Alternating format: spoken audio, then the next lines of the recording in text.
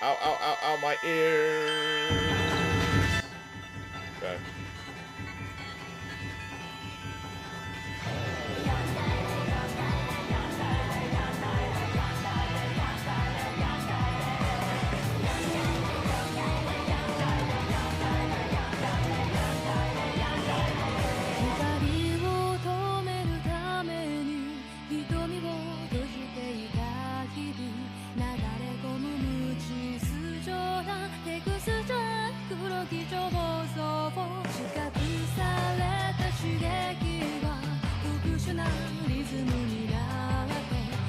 Babe? Hello? Oh, you brought the food? Oh.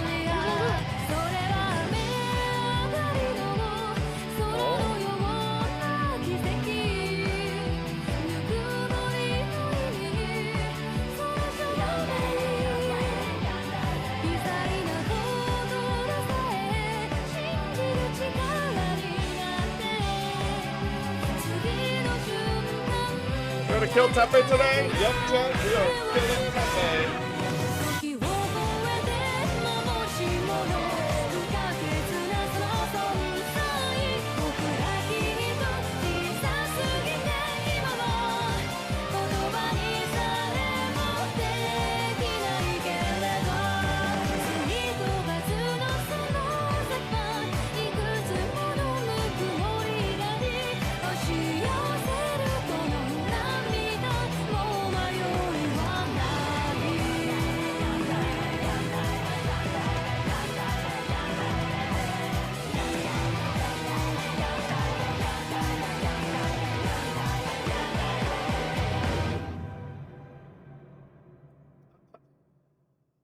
All right.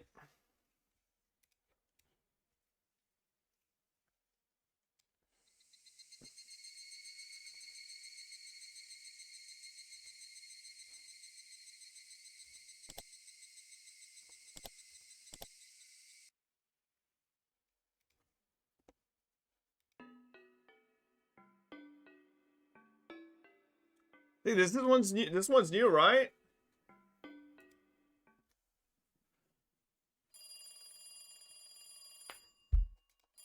そうですか。裏に懲戒もその鬼が北条聡子さんの件は特別。はい。ひなみ沢の総意でないと分かれば、こちらも落ち着いて処理ができます。Okay, okay. Never mind. No tips, no tips. Let's go. 拒否ですか？理事の係長さんから連絡があってね、相談所の所長はあくまでもこっちの言い分を聞くつもりはないらしい。向こうも引き続き内部で調整してくれるみたいだけど、そんな悠長なことは言ってられないって言い返してやったよ。Yeah, time to destroy the city government. The mayor came to school before noon to explain to us what went down with the officials. We had all gathered in the teacher's office to meet with him.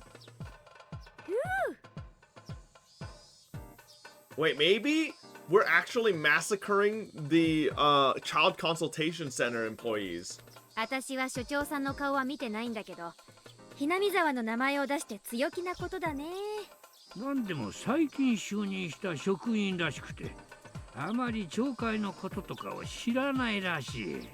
住民の一部がごねてるくらいにしか思ってないらしいよ。バカですね。他の町会ならいざ知れず、ひなみ沢を本気で敵に回しますか。かわいそうかわいそうなのです。こうなりゃもうやるしかない。さっき神社で役員と話したんだけど、もう後には引けない。何しろうちの名前を出しちまった以上、そうですかダメですかじゃ引き下がれね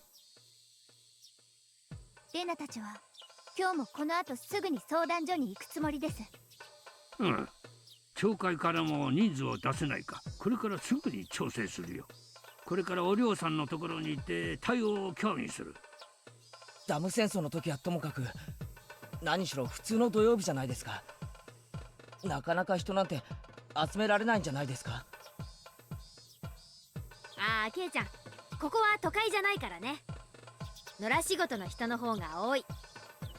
曜日なんて基本的に関係ないんだよ。だから土曜日の真っ昼間から準備の人でも大勢集まれるわけよ。I see. I tend to think of adults as people who work at big companies, but this is Hinamizawa. I almost forget about that. 普通のお役所は土曜日だからお昼で閉まっちゃうけど、相談所は土曜日も午後3時まで。はい。だから1時に現地集合にしてもらっていいか。何人集められるかはちょっと約束できねえけどな。何人来てくれても嬉しいです。どうかよろしくお願いします。大人の人が増えるのは私たちには心強いね。そうだな。4日続けて同じ顔ぶれだから相当インパクトがあるぞ。どのくらい集まるかはお寮の号令次第なのです。そうだね。来てくれる人数でバッチャの本気度が測れるだろうね。お母さんが言うほどお寮ばあ様が機嫌がいいなら30人くらいは来るかもです。役員に青年部、妥当な数字でしょ。大人30人に子供が10人ちょっと。昨日よりもずっとそれらしいね。もちろん私も行くからな。拡声器も持って行っちゃうぞ。おほー、おじいちゃん必殺の鬼の拡声器ですね。あれって壊れたんじゃないんですか？それは古い方だよ。機動隊に壊されちゃったけどな。鬼が淵死守同盟の頃の血がうずいてくる。どうやら今年は綿流しの前に別の祭りになりそうだな。相談所め待ってろよ。 This is the day before? またさとこちゃんが虐待を認めないから虐待はないの一点張りなのかな。可能性は高いな。リカちゃんの方はその後どうなんだ。さとこに素直に助けを求めるよう説得はできたのか。僕なりの精一杯は言ったつもりです。あとはさとこ次第としか言いようがないです。さとこも早く変な意地を捨ててくれればいいのに。おねえ、捨てていい意地と捨てちゃいけない意地があります。私はさとこの気持ちがわかりますよ。あ、ごめん。そういう意味で言ったんじゃないよ。Feels like watch your mouth, さ bitch. とこちゃんは内心誰の助けもいらないと思ってるかもしれない。でもあの表情を見て助けを呼んでいるように見えないなら。そうだな。確かにさとこが助けを求めてくれれば一番話は早い。でもそれを待ってたら大変なことになっちまうんだよ。赤信号の横断歩道の真ん中に立つ子がいたらまずは諭す前に歩道 Yeah, に I 連 know, れ I 戻 Sarah. し We already saw it. 諭すより手を引くのが先であることもありますです。いい例えだね。まずはさとこちゃんの手を引っ張ることから始めないとね。話はわかりました。では教室へ戻って早くホームルームにしましょう。行く前にちゃんと家に帰ってお昼にするんですよ。お昼抜きで買い食いはいけませんからね。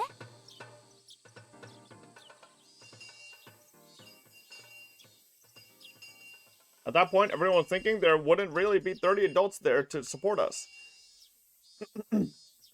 However, we were wrong. I had no idea how serious Hinamizawa can get.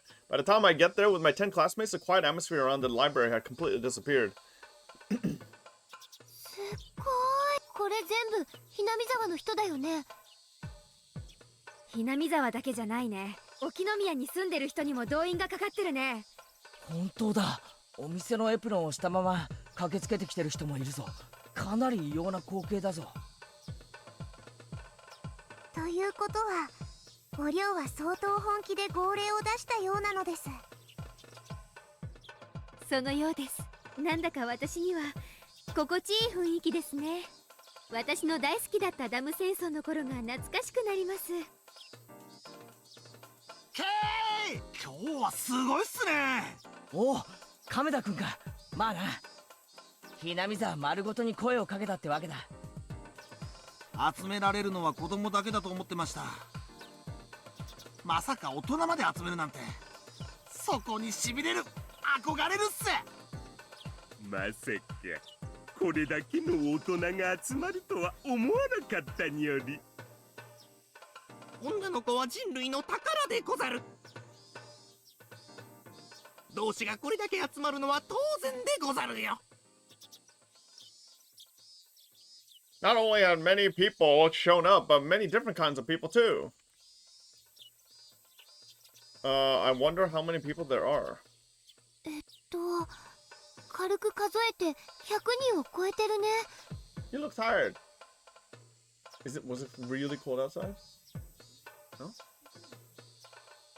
I think there's well over 100 so far. しかも話を聞いてるとまだ遅れてくる人たちがいるみたい。前原さん、遅れて申し訳ありません。すごい人数じゃないですか。やはり鬼ヶ淵の人たちが集まるとすごい規模になりますね。話は聞いてたけど、あなたって本当にすごいのね。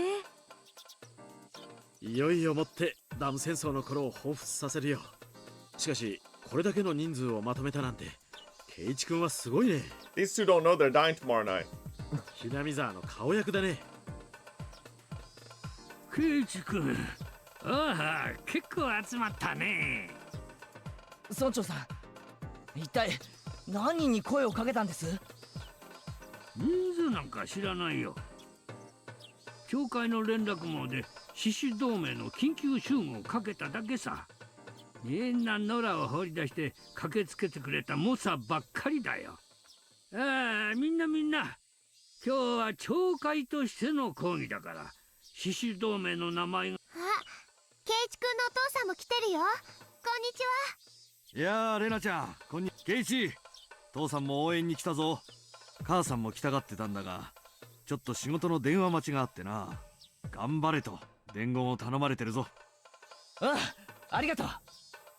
しかしお父さんもダム戦争の頃の話は一応聞いてたんだが。 What if this is a massacre chapter, chat? Because a bomb explodes right here and the story ends. The entire village dies. 圭一はこの人数の代表なんだろ？うん、最初はほんの5人程度の代表だったつもりなのに。でもこうなっちまったら100人率いるのも1000人率いるのも同じさ。仲間を救うために最善を尽くす。圭一、いよいよ正念場なのです。だな。兵力十分、気合もたっぷりだ。相談所の連中、さっきからカーテンの隙間から何度もこっちを伺ってるぜ。きっとビビってやがる頃だぞ。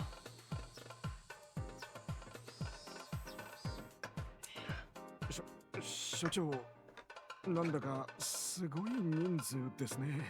どうしましょう。どうするもこうするもない。粛々と事務を進めるしかないでしょう。陳情があれば聞くのは窓口の仕事。私はちょっとこの後出張があるので係長の方で対応してください。Oh, this guy. ですが、その表では所長は直談判に、ほら。That banner was the same one that the Onikafuchi Guardians had used in the past. They brought along as many banners as they could reuse. This one said the head of the office, but originally it meant the head of the construction office. Of course, the head of the child consultation center didn't know about that.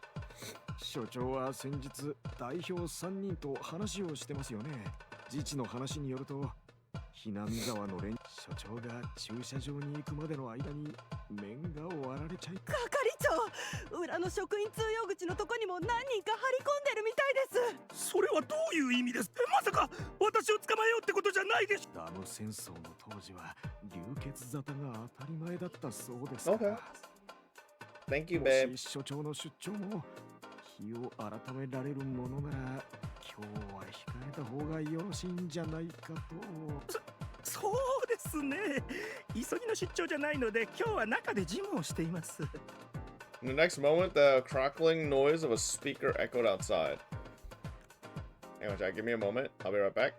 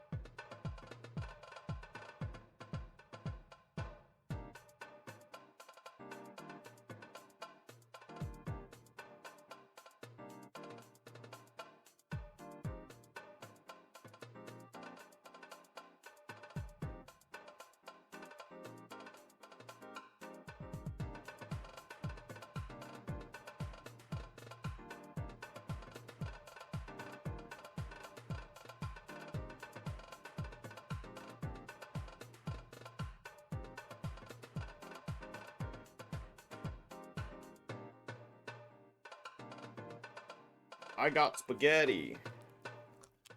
Share food? No, motherfucker. It's mine. Stop calling me a fat ass. Babe, why'd you use the fat ass emote? Huh? I saw you. Alright. Hang on. Let me set up my food.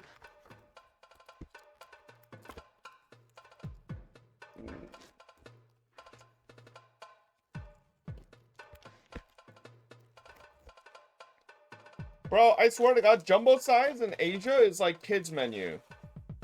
Like, what do y'all mean this is jumbo? How the hell is this jumbo? This is just like a normal spaghetti.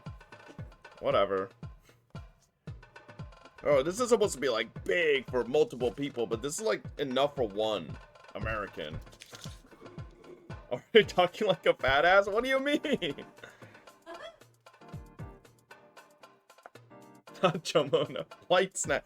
Yeah, this is a lot snack back in Mississippi. We used to eat this when, for our midnight snacks. This ain't much.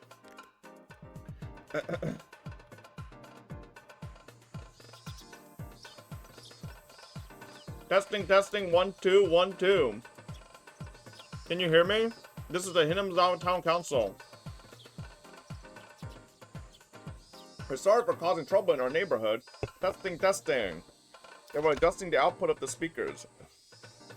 A few trucks carrying those speakers were parked outside. The head of the consultation center finally realized in that moment what it really meant to fight against the village of Hinamizawa. すごい人数です。なんだかもうじき入ってきそうな勢いですね。They come inside, they'll disturb our work. Don't let them in.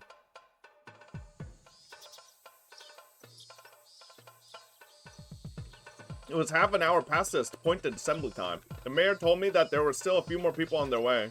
Even more people are going to show up. Rena counted up all the people here already and found that there were more than 150 of them.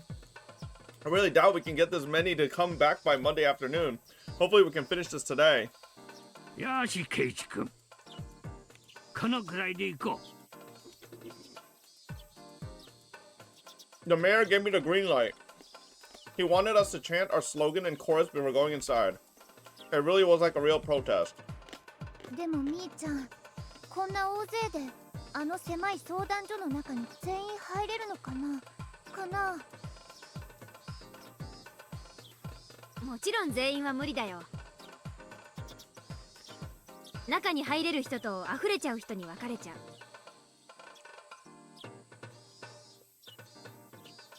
だから中に入る前に全員でシュプレヒをあげるわけ。おねえ、今日は物を蹴ったり壊したりは厳禁ですよ。What the fuck? しないよ、私はそんなこと。あんたが私の時にやった悪行のせいで私は迷惑してるんだから。おや、あれは大石さんじゃないですか？ Oh shit. I didn't expect to see him here. Of course, he's my mahjong friend. He came here to support me even though he's not from Hinozawa. 前原さん、どうもどうも。大石さん、ちょうどいいところでした。これから中に入ろうというところだったんです。Oishi was accompanied by a few of his own men. He brought along 4 police officers in uniform. 前原さん、ちょっと急ぎのお話が。Oh god, Oishi, are you fucking? 君吉の村長さんも、どうもどうも。こりゃ大石さんじゃないですか。おや、どうしたんです？ちょっとお二方に大至急のお話がありまして。The two of us? ちょっとよろしいですかね。ここではなんですので、もうちょいあちらの方へお願いします。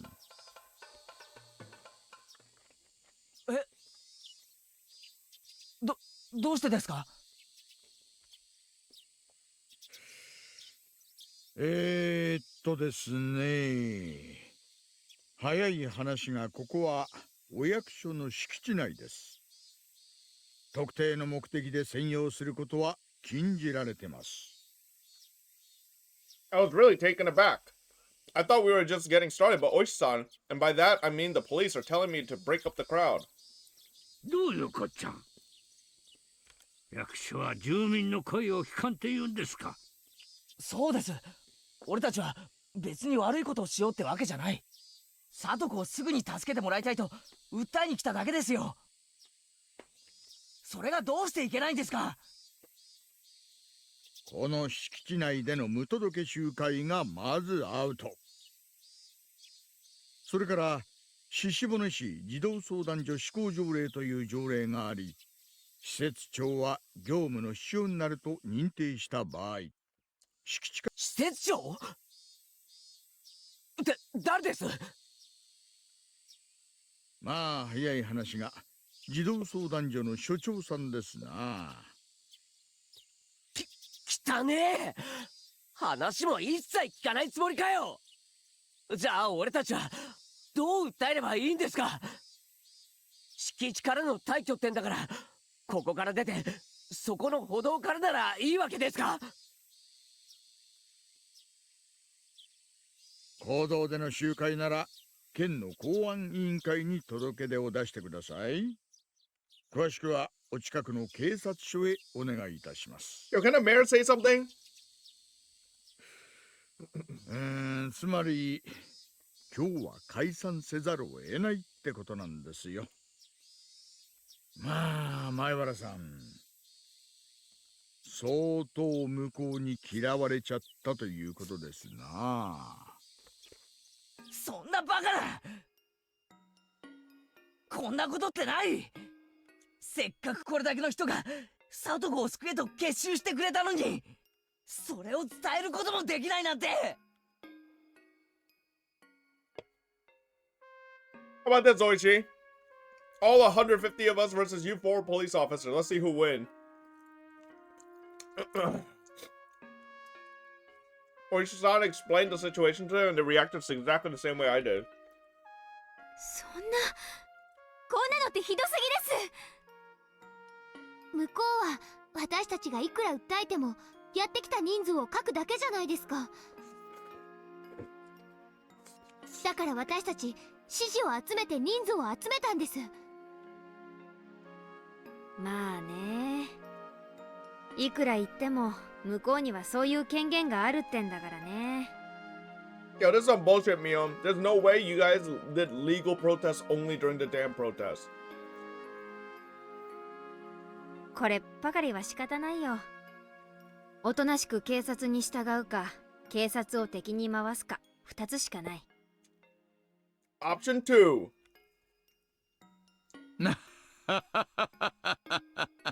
もうダム戦争は終わってます。戦争ごっこはご勘弁願いたいですな。くそ。じゃあどうするんだよ。おとなしく解散してまた出直すか。出直しても多分同じだよ。また同じことになる。所長はもう私たちには一切会う気がないんだよ。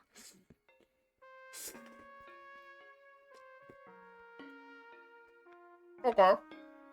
役所の機嫌を損ねるってのはこういうことだからね。How about we find out where he lives?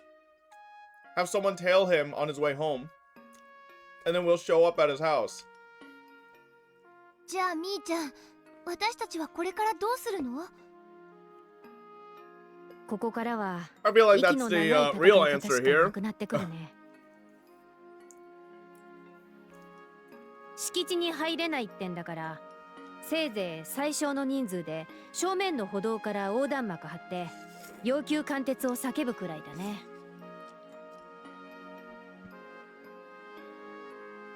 それを延々と連日やり続けてプレッシャーを与えるしかない。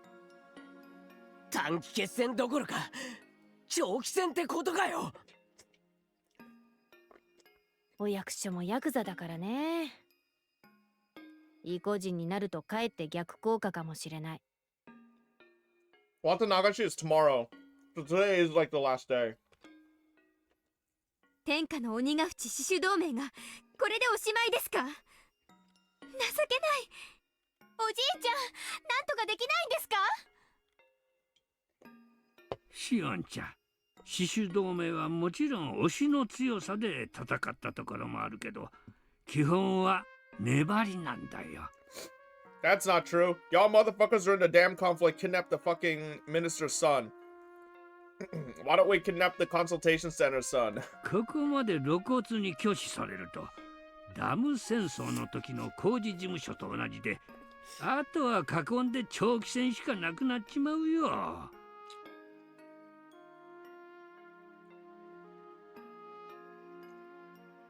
But that's not going to work. There's so many people here. I was supposed to end this today. Satoko didn't come to school again today. Her uncle called and claimed that her cold had resurfaced. He promised that she'd be back on Monday. But hearing that wasn't any relief to us. Today is Saturday, so there are 2 more days until then. Nothing is guaranteed for Satoko. In the world I imagined, it was too late to save Satoko by the day before Watanagashi.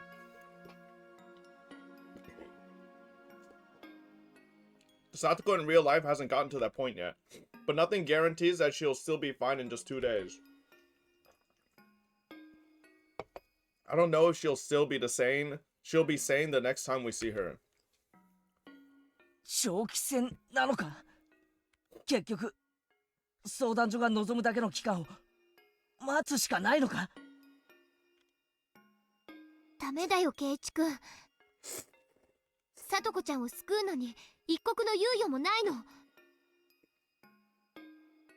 なぜって言われたら困るけど、それがわかるの。せっかくこれだけの人数が集まったのに、もはや中に入ることもできないなんて。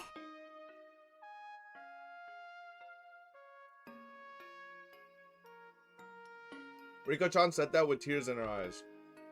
Damn it, damn it, damn it. I told Riko-chan that I could defeat anything if I put my mind to it. I don't want to give up here. Even a few days ago, we never imagined that we'd get this many supporters. We got approval from the town council and even from Mion's grandma. What else am I supposed to do?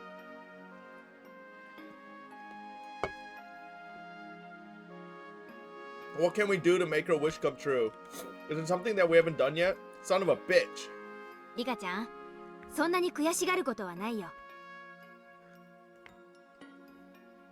みー、私たちはやれることはすべてやってる。そう信じてる。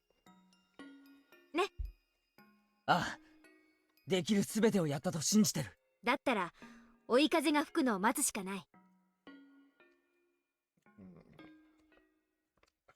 Rika's probably just fucking like, shut the fuck up, dumb bitch in her mind. 準備が万端なら、あとは待つしかないんだよ。きっと追い風は吹く。それはいつなんだよ。くそくそくそくそ。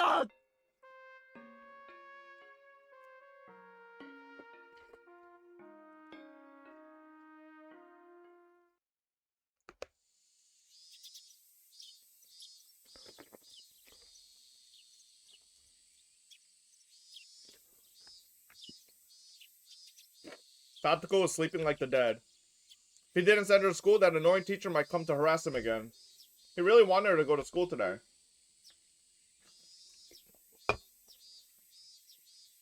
What the fuck? However, no matter how much she forced her to wake up, she collapsed and went back to sleep. He touched her forehead and realized that she had a high fever. If he sent her to school like that, they might say something about it. He had no choice but to call the school and tell them that she's sick again. Tria asked him many questions, but Teppei told her that she really was sick this time. 1 hour later, he realized he had said something he shouldn't have to the teacher. Ever since he took Satoko in, there had been nothing but trouble. The teacher came to visit him the day after he took her. He received calls every so often, too. They were all from the child consultation center. Every single one of them told him to put Satoko on the phone. Teppei was still certain that Satoko wouldn't give him up, because of her fear that he'd destroy Satoshi's room if he did. However, he wasn't sure how long she'd keep her silence.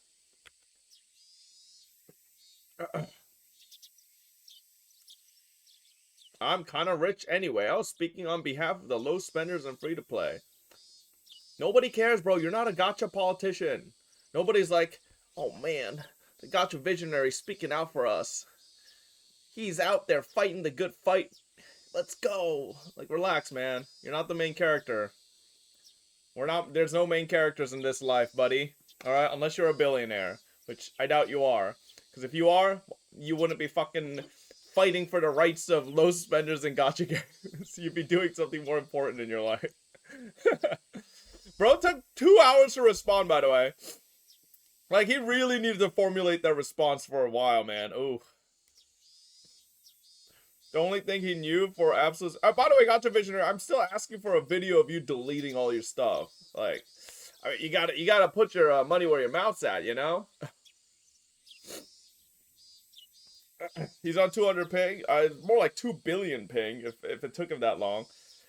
The only thing he knew for absolute certain was that he couldn't control her forever with fear alone. He could frighten her with just a look, but that fear wouldn't last for a very long time. He wanted to leave the house before Satoko got him into trouble, but in order to do that, he needed to find the bank book as soon as possible. Satoko was sleeping like an abandoned kitten inside a wrinkled blanket. She was sweating heavily and breathing deeply. Both were signs of a very high fever. Teppei wasn't concerned in the least, of course. Instead, he felt that this was his chance. In that state, she wouldn't notice if he went into Satoshi's room. He promised her that he wouldn't mess around in there as long as she stayed obedient to him.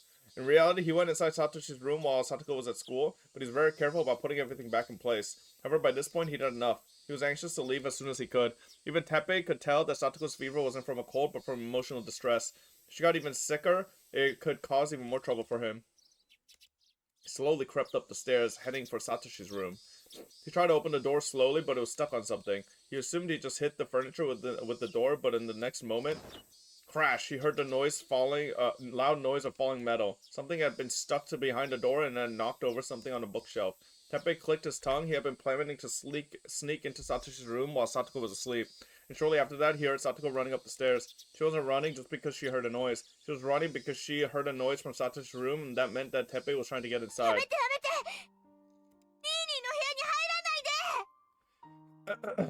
You know what would be the funniest shit, chat?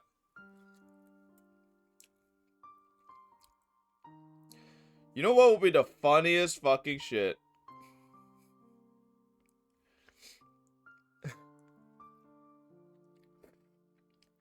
What if this whole time Satoko is also in like a loop like Rika, sort of. And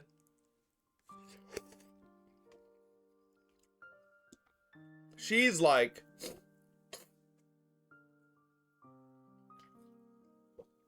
a multi-dimensional being or some shit, right? Multi-world being. What if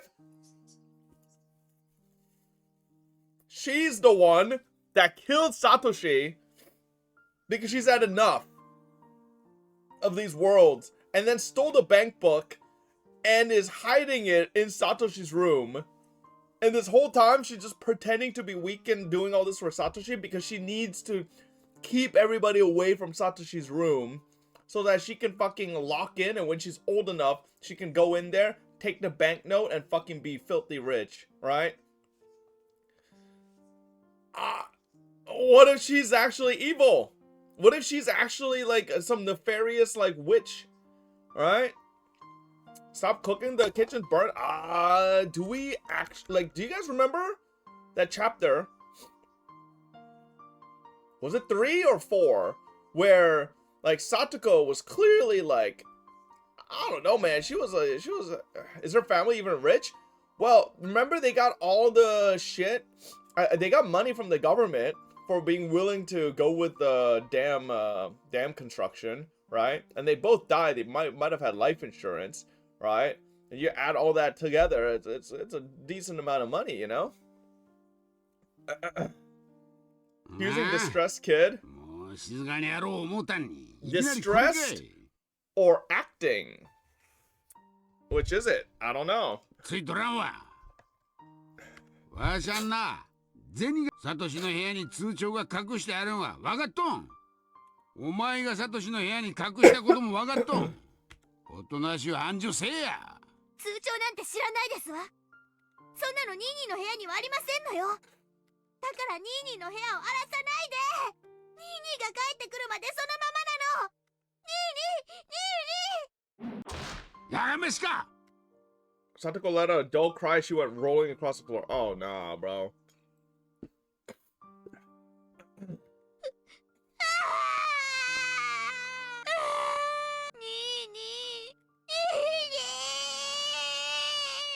Satoko's scream echoed around the room. Hitting her would leave a mark, and then the child consultation would harass him, and maybe more than that. As a man of violence, it was already stressful enough to be warned not to hit her. But once he hit her on impulse like he just did, his restraint was all gone. Satoko was crying and holding her left cheek. She might have suffered a cut on the inside of it when he punched her.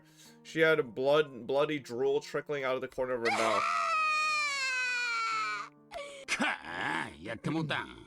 This abused child is awfully suspicious. She's just a really good actress. Okay? Like, if my theory is correct, she's had many lives to endure this, and now she might be like, it's like, you know, you drink enough of a certain poison, you build immunity to it. She might be immune, and she's just like a professional actress at this point, you know? また来週来るっつっとったな、相談所。来た時に流れたら面倒なことになるの。ああ、まあざったや。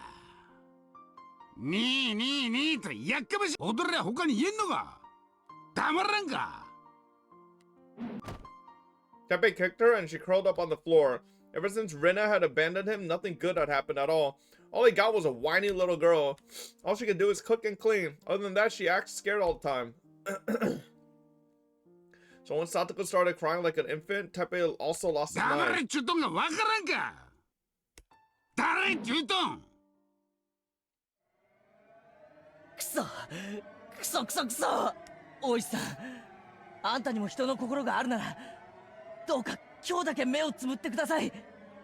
こうしてる間にも聡子の身に危険が迫ってるかもしれないってのに。おっと、私に指一本でも触れると執行妨害で現行犯逮捕しますよ。くそー。やめなよ、ケイちゃん。挑発に乗っちゃダメだよ。This guy's rage baiting. 大石のおじさま、そんな態度だときっと長生きできませんよ。Is that a threat, Shio? そりゃ怖い。言葉をもうちょい選ばないとあなたの場合は恐喝の現行犯になりますよ。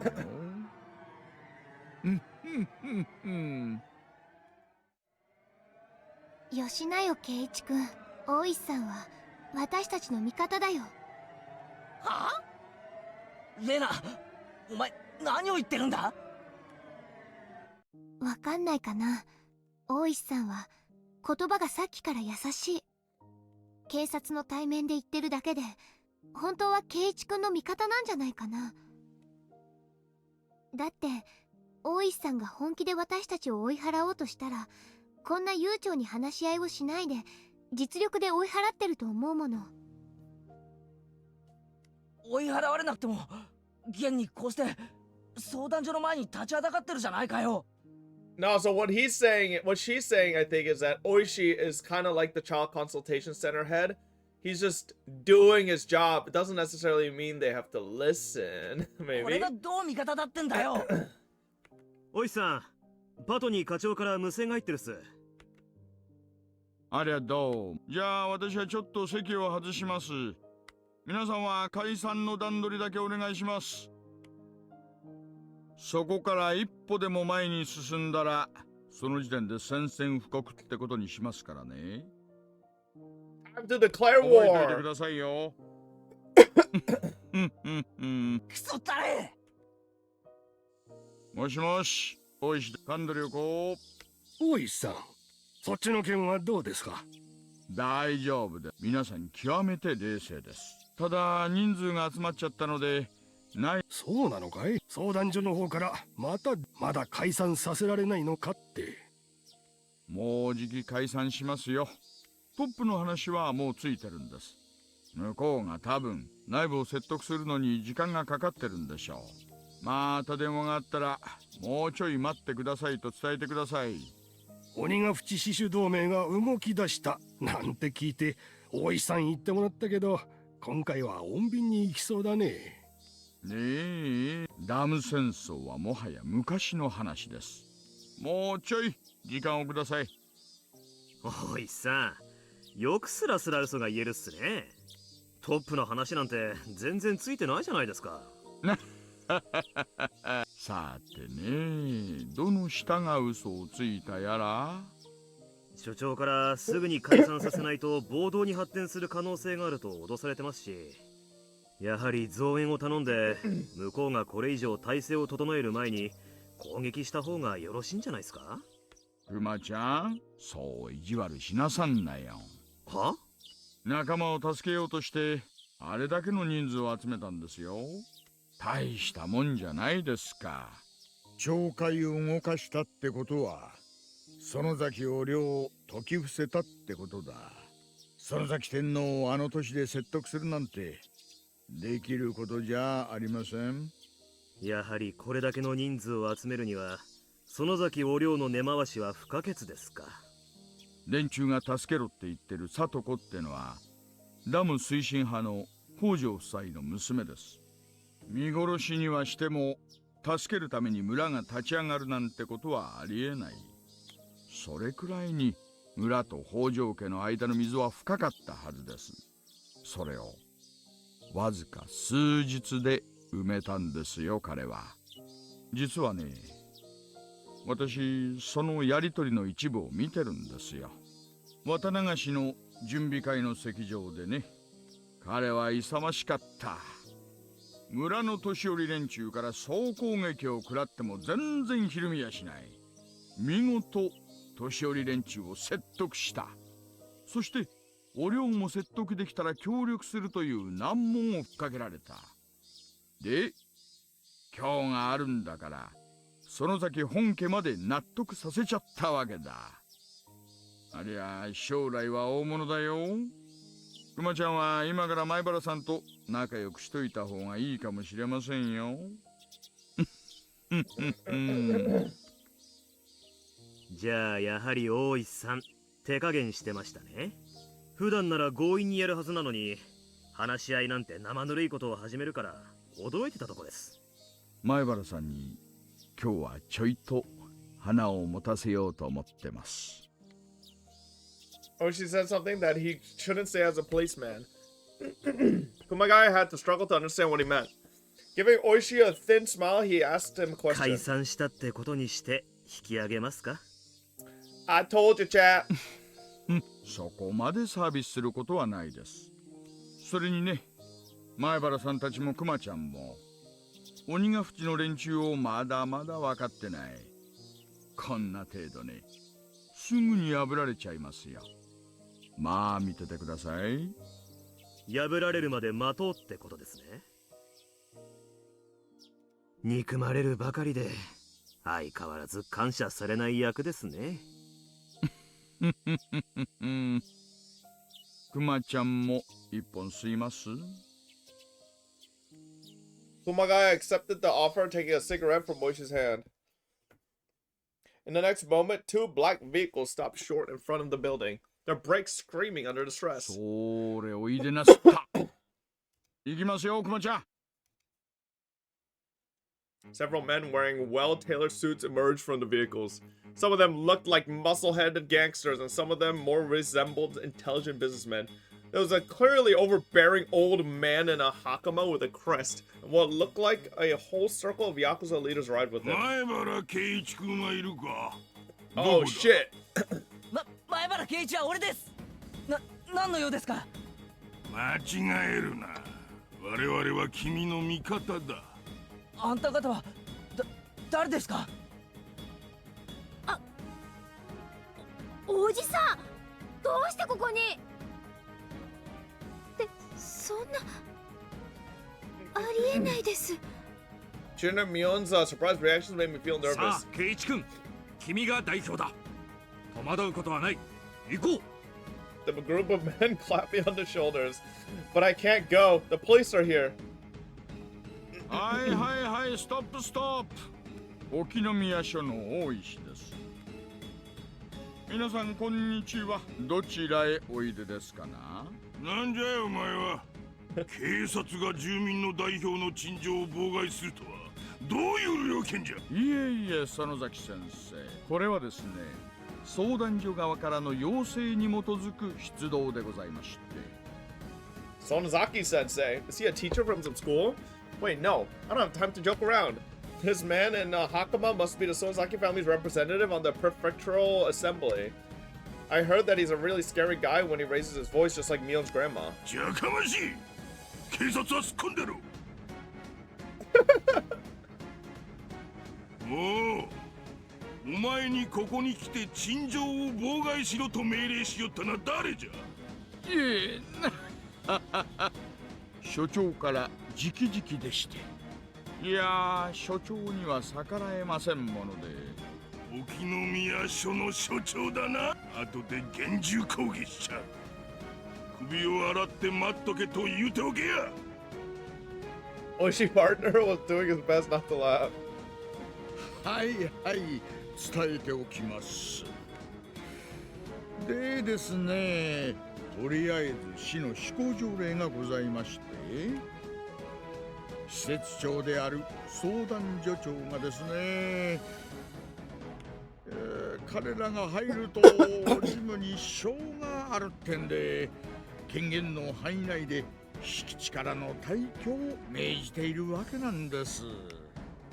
As Oishi explained in a strange, half troubled, half delighted manner, one of the intelligent-looking guys started talking instead of Representative Sonozaki. どうも、園崎法律相談事務所より参りました。弁護士の園崎です。Is everybody just a Sonozaki? Like, 獅子骨市の条例については拝見させていただきましたが、本件は不当で職権乱用にあたります。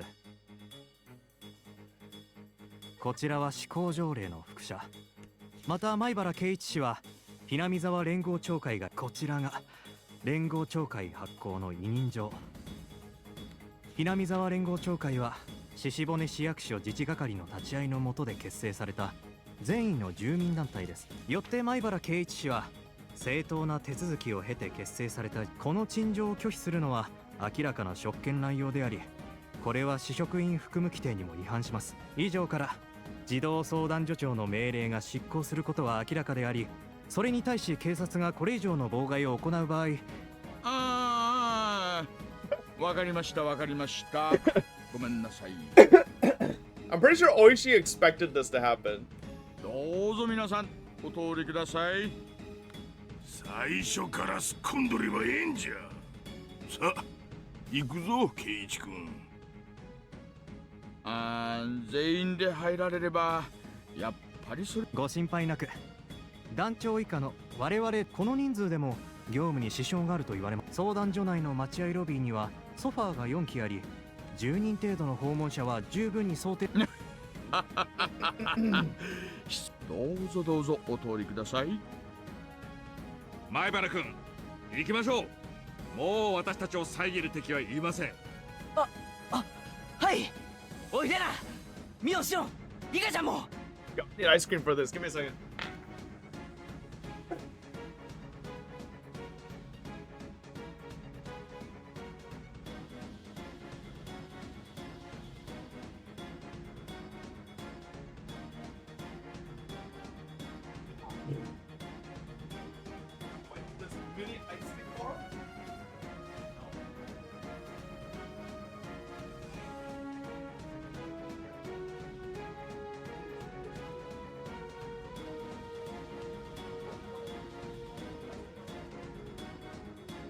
Whatever.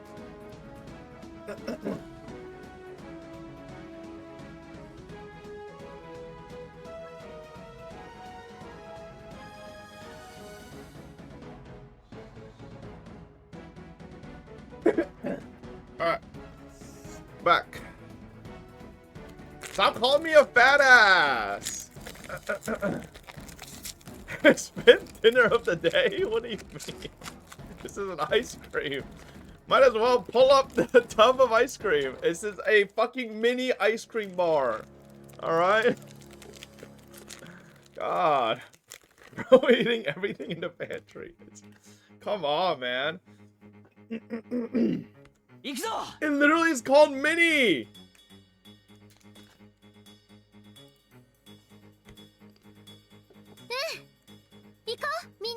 Chat, you guys just aren't used to me eating on stream? I eat way more than this normally. やはりこれはお量の口利きですか? This is really small. I might eat another one. だね。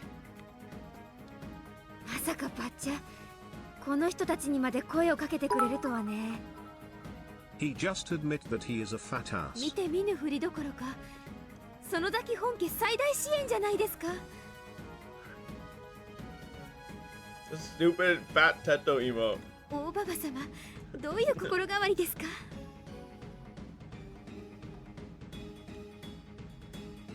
レナは驚かないけどな。みーちゃんのおばあちゃん、きっと力になってくれるって信じてた。そっか、あのばあさんにはとんでもないことをたくさん言っちまったけど、チクショー、キスしてやりたい気分だぜ。じゃあみんな、私たちは行ってくるね。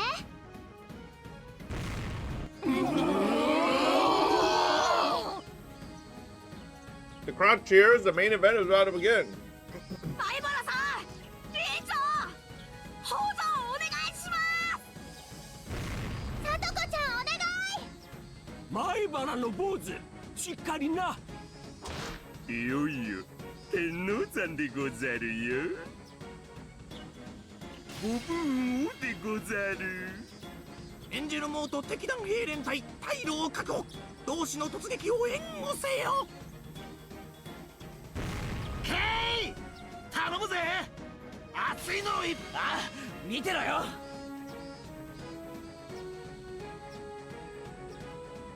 やってやるぜ。前原さん、ここで待ってます。良い知らせを待っていますよ。必ず良い知らせを。先生も待ってますからね。I put my fists in the air in response to their high expectations. We entered the Child Concentration Center backed by the power of the Sonozaki family. I finally made it.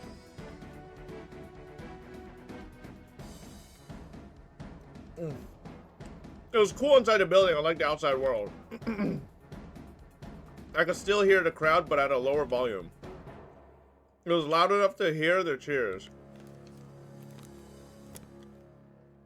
Staff in the building must have known who we were. They tried to concentrate on their work as if they didn't see us. こんにちは。今日はどんなご用でしょうか。前原圭一です。北条聡子の即時保護についてお願いに上がりました。死のの言わんで所長出さんか。ひなみ沢連長の代表の前原氏が来とるんじゃ。所長はただいま所用で手が変わって私がお話を賜ります。どうも、園崎法律相談事務所より参りました。 Last one. 以後の会話はすべて録音させていただきますので、ご了承をお願いいたします。Dad, these aren't even, they're mini! Stop calling me a fat ass! They're literally mini! They're half of an ice cream! Come on! Are you pregnant? You have to be pregnant to eat food? どうか相談所として責任あるご返答をお願いいたします。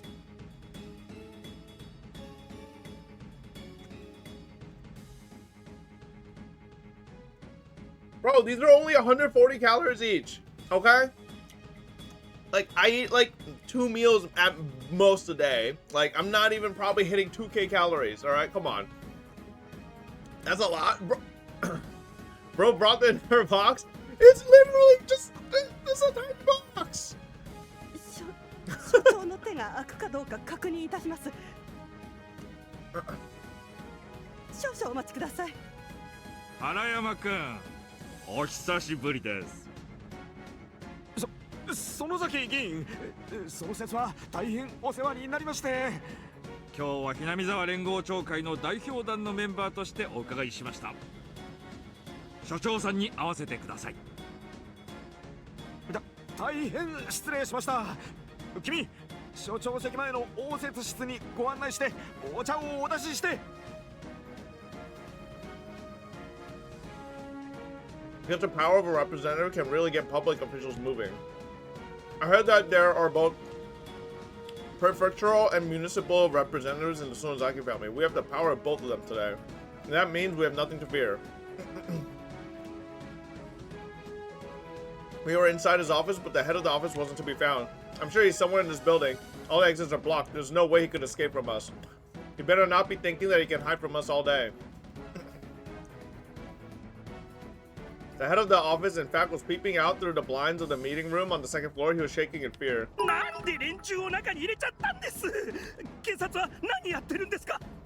Holy fuck. You said you were bulking.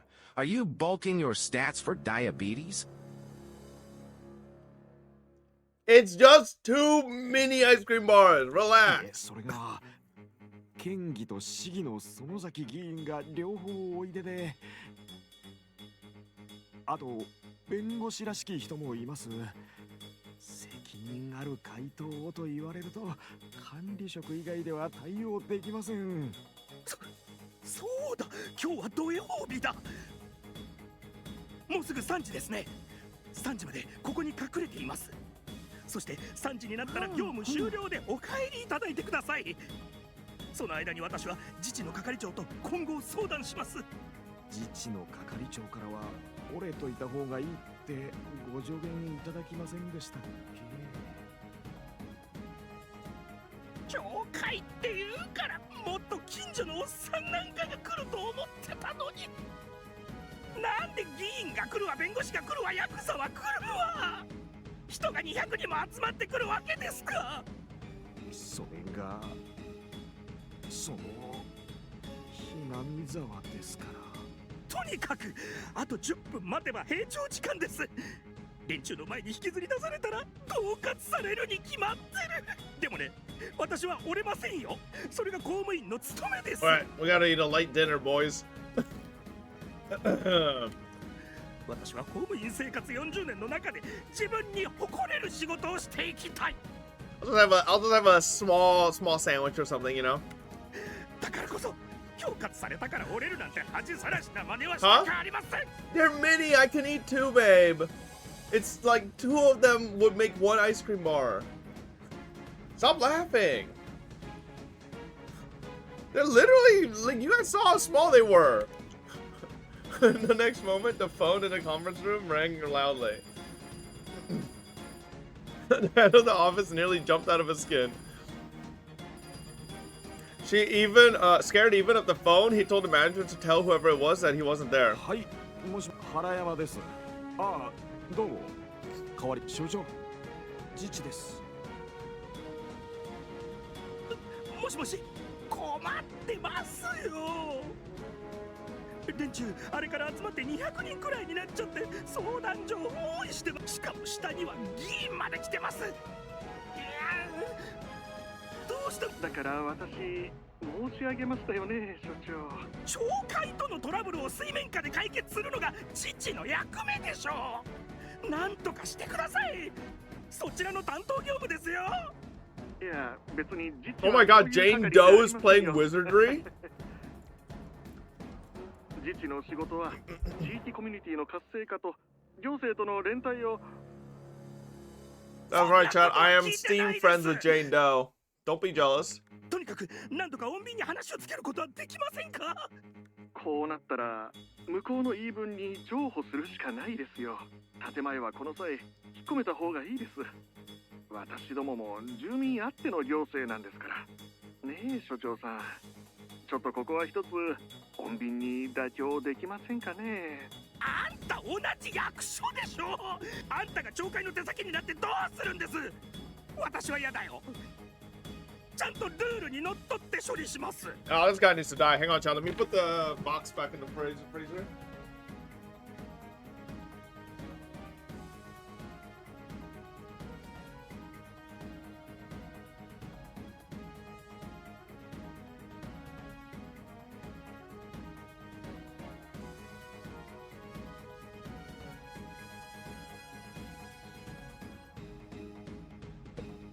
Eating one off screen? I'm not eating one off screen, motherfuckers. You're so dumb. why would I need to hide anyone? Stop laughing in there.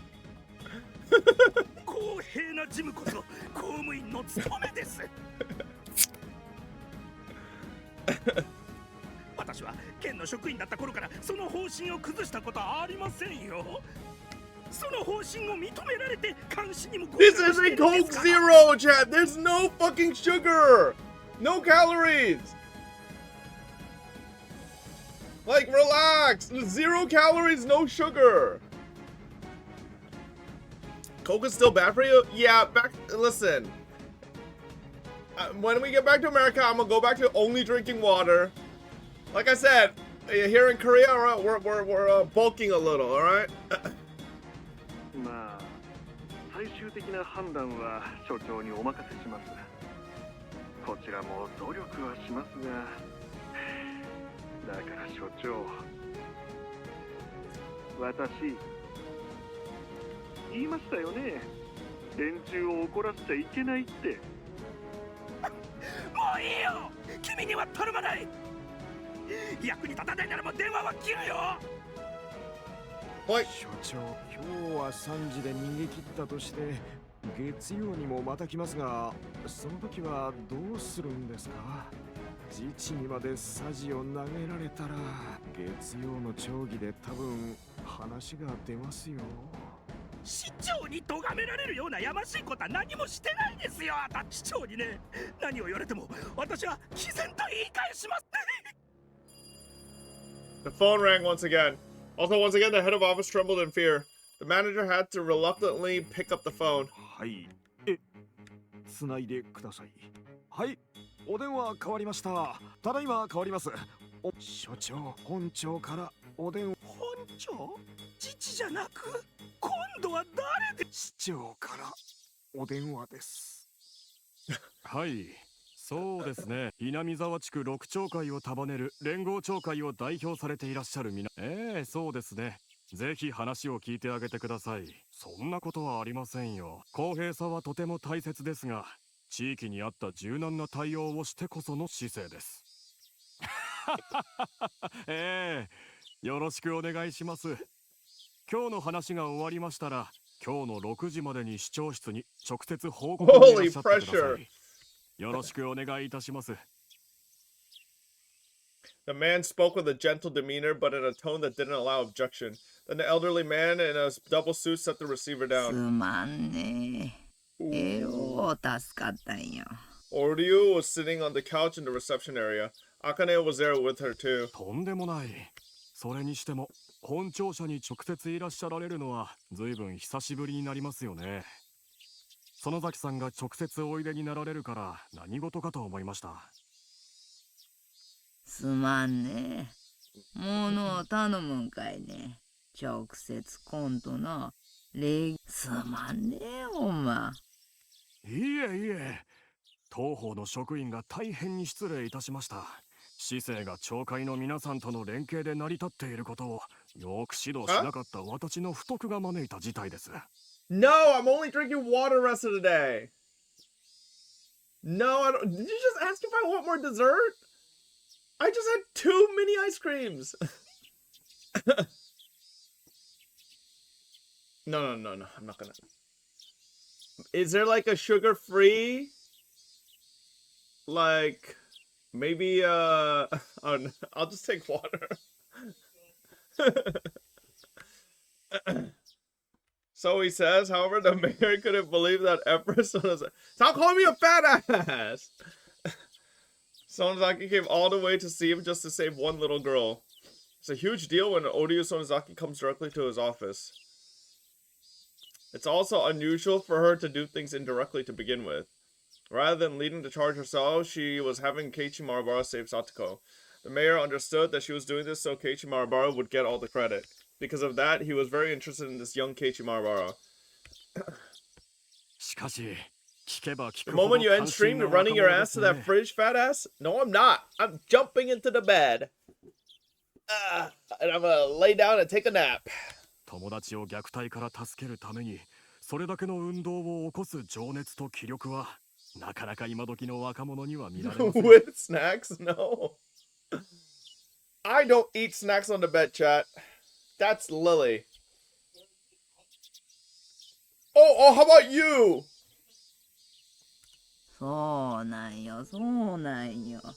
大した若い手段ね。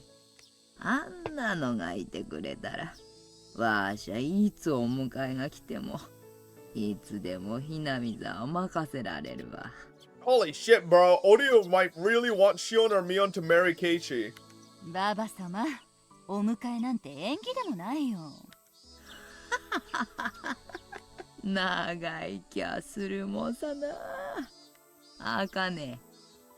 今後も何かあったら、圭一の面倒見たったれな。あらま、すっかり気に入っちゃって。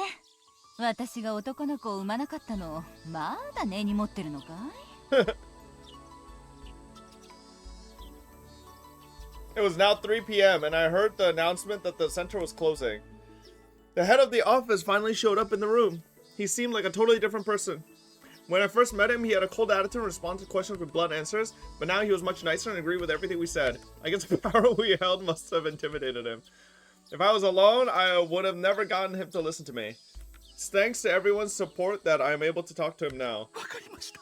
本当に申し訳ございませんでした。直ちに対応いたします。係長、北条さんのお宅に電話してください。わかりました。Is this really a good lesson to teach Keiichi and the kids? That you can get anything in the world the way you want it if you just have enough political power and money? I mean, I suppose I feel like it's not the best lesson to teach here. Well, that's real life. I mean, yes, sure, but like, that's just corruption. You're finally free. Look at Epstein, bro. He's dead. What did the money and power get him? Unless you're like one of those people who think he's actually alive and they snuck him out and used a body double. Like, yeah, okay.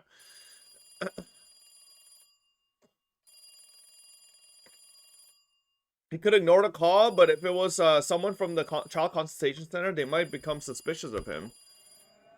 He'd hurt Satoko enough to leave bruises. He couldn't let them visit, so he had no choice but to deal with them over the phone. Oh no, we gotta... Okay, child consultation center needs to kill him.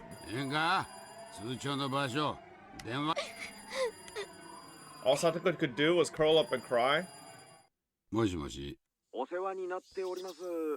獅子骨市児童相談所でございます。またかい。あんたとこも暇やんな。うちばっかりかまっちょなんで。他の仕事、お前の給料俺の。申し訳ございません。これからうちの職員がお邪魔させていただきますが。よろしいわけない。今な。家の誰もお迎えできるような。また日を改めてえな。Consultation center wouldn't give up. Tepe wanted to hang up the phone, but if he did, he knew they'd show up for sure. 今日は里子さんはお休みして病気なのに外出させてると申し訳ございません。里子さん。なんじゃい。里子にわしが里子の親ねんねん。里子さんを拒否なんて言っとらん。親がこの代わりに回答す。あれ今日は偉いどういうつもりじゃい。もう一度お願いいたします。里子さんを電話先に出していただけませんか。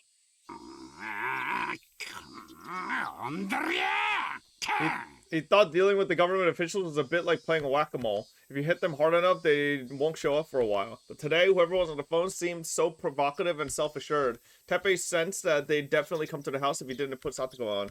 And if they sounded like that over the phone, if they came to the house, they might be bringing along more than just a couple of people. For all Teppei knew, they might even bring a police officer. If they did, he couldn't turn them away at the entrance. He knew too well just how scary police officers could be. ちょいと待っとれ。風邪で寝とるとこ起こすんねん。時間くれや。He covered the phone with his hand and spoke to Satoko downstairs.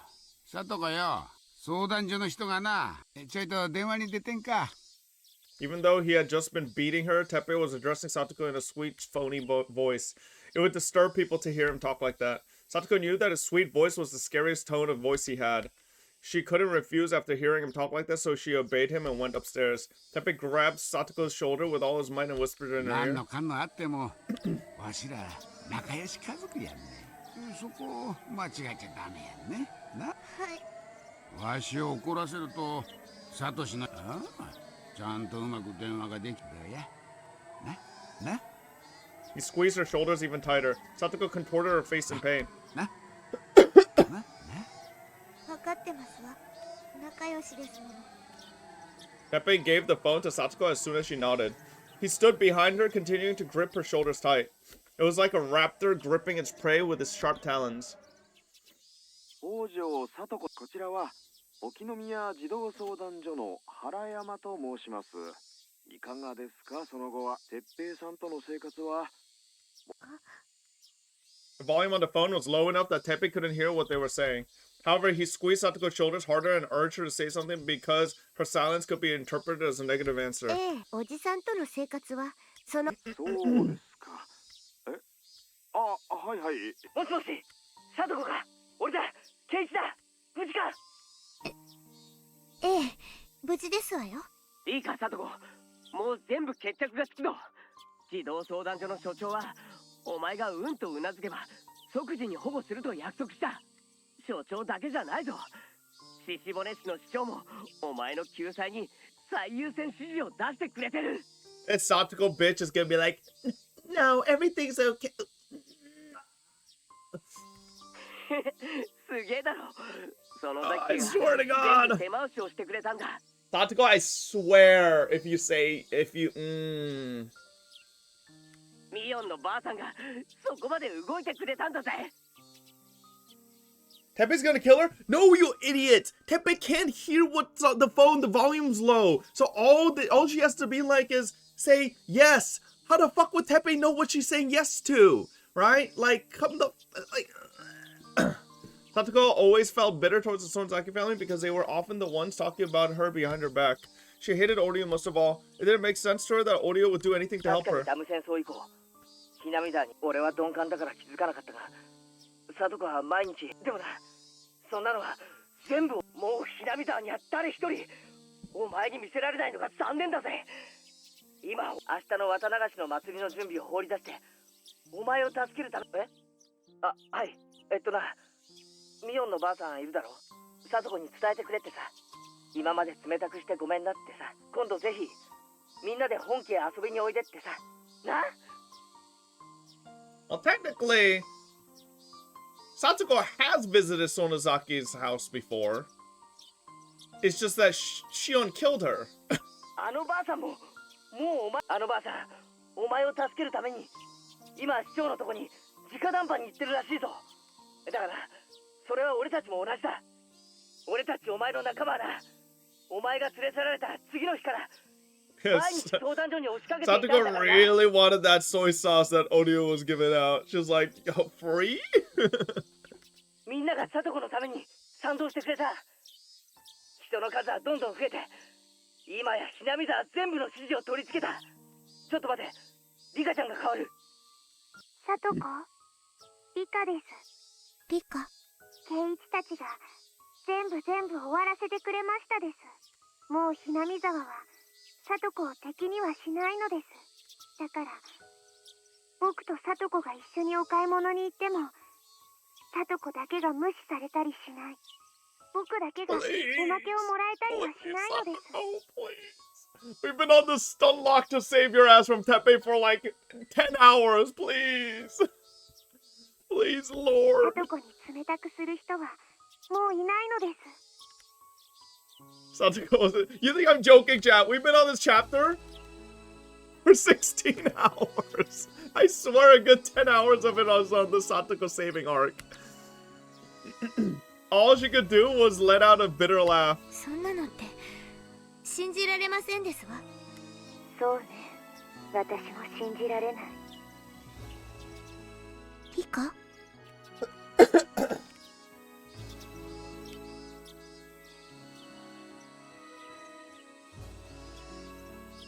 She was surprised to hear Rika's voice sound so mature over the phone. She almost sounded like a different person. あなたが鉄平に連れ去られた時、どうやっても助けられない袋小路なんだろうと諦めた。あなたもそうだったはず。でも、運命なんてなかった。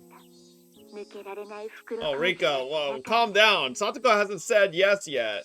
Like, she could still say no here, and then, like, Keiichi and the gang have to be like, and just walk out. どんな壁も金魚すくいの網よりも薄いんだって豪語しさとこ。もう不幸に屈しなくていい。私たちはもうあなたの鼻先にまで救いの手を伸ばしてあなたがうなずくだけでも手が届く。でも私強くならなくちゃいけないんですの。あなたのトラウマ、それを克服しようとするあなたの強さ。あなたはおばのいじめをサトシの背中でやり過ごしてきたことに深い罪の思いをずっと抱いてきた。その贖罪のために鉄平のいじめに耐えていることを知っているわ。 Teppei right now holding her shoulder like, the fuck are they talking about? Rika? Who? Stronger? いじめに屈せず助けを求めない自分になることで、それはとても高貴な決意で、もしサトシが今ここにいたならきっと頭を撫でてくれる。ムーっていい？ Teppei's like, Satoshi's on the phone? なんて思った。全然ダメね、サトコ。あなたはサトシの強さなんかに全然追いついていない。 Rika's words were suddenly toned with malice, penetrating Satoko's heart the moment she thought she was saved. あなたは耐えることが強さだと思ってるようだけど、それが昔とどう違うというの。今のあなたはサトシが帰ってくるまでを耐えているだけ。 Holy shit, wait, Rika? Is this the play? So she's not trying to butter her up. She's trying to hit her with the cold hard facts. Maybe wake her up a little. 結局サトシにかばってもらうまで耐え忍んでいるだけなのに、あなたはサトシがどれだけの強さを持っていたのか。サトシはね、戦ったの。戦ったの。恐ろしいおばに、あなたを救うために。思い出しなさい。あなたが泣き叫ぶほどに恐れたあのおばに、両手を広げて、 Wait, I think this is gonna あな work. たの前に立ってかばってくれたサトシの姿を。 Satoshi was just as scared as Satoko was. All she'd ever seen was her brother's back. She had no idea what kind of expression he was wearing on his face. He didn't want to stand in front of his furious aunt, but he had no choice if he wanted to protect his sister. Satoko never once saw how scared he was, and she never once saw how courageous he was in spite of that. 耐えたんじゃない。助けを求めなかったんじゃない。戦ったの。立ち向かったの。私もかつてはそうだった。 I'm just imagining Keiichi and the gang listening. It's like, yo, why does Rika sound like that? What did she always use this type of voice? どうせダメだと思って戦うのをやめた。立ち向かうのをやめた。運命に屈し耐えることを選んだ。助けを求めたってどうにもならないと思って助けを。それは今のあなたと同じ。いじけて誰かに助けてもらうのを待っているだけ。でもね、だから圭一から受話器を奪った。この運命の最後の最後だけでも。だから私があなたを解き捨ててみせる。サトコ、あなたのすぐ後ろに鉄平が。ええ、いますわ。さあ、その男の顔を見なさい。その恐ろしくて醜悪な顔を。そしてその恐ろしさに完全と立ち向かったサトシの勇敢さに気づきなさい。もしあなたがサトシに対する罪をあがなおうとしたならば、サトシの勇気を、力強さを受け継ぐことなの。それにどうか気づきなさい。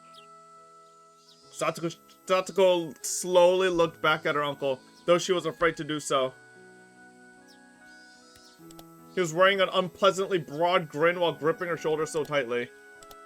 Oh yeah, make him extra ugly for this one. Ultimately, it wasn't even about dealing with her aunt or uncle. It was about dealing with her fear. Satoshi faced his fear. He could have chosen to run from it or to sit and take it, but he fought for his little sister instead. He fought that fear and didn't falter.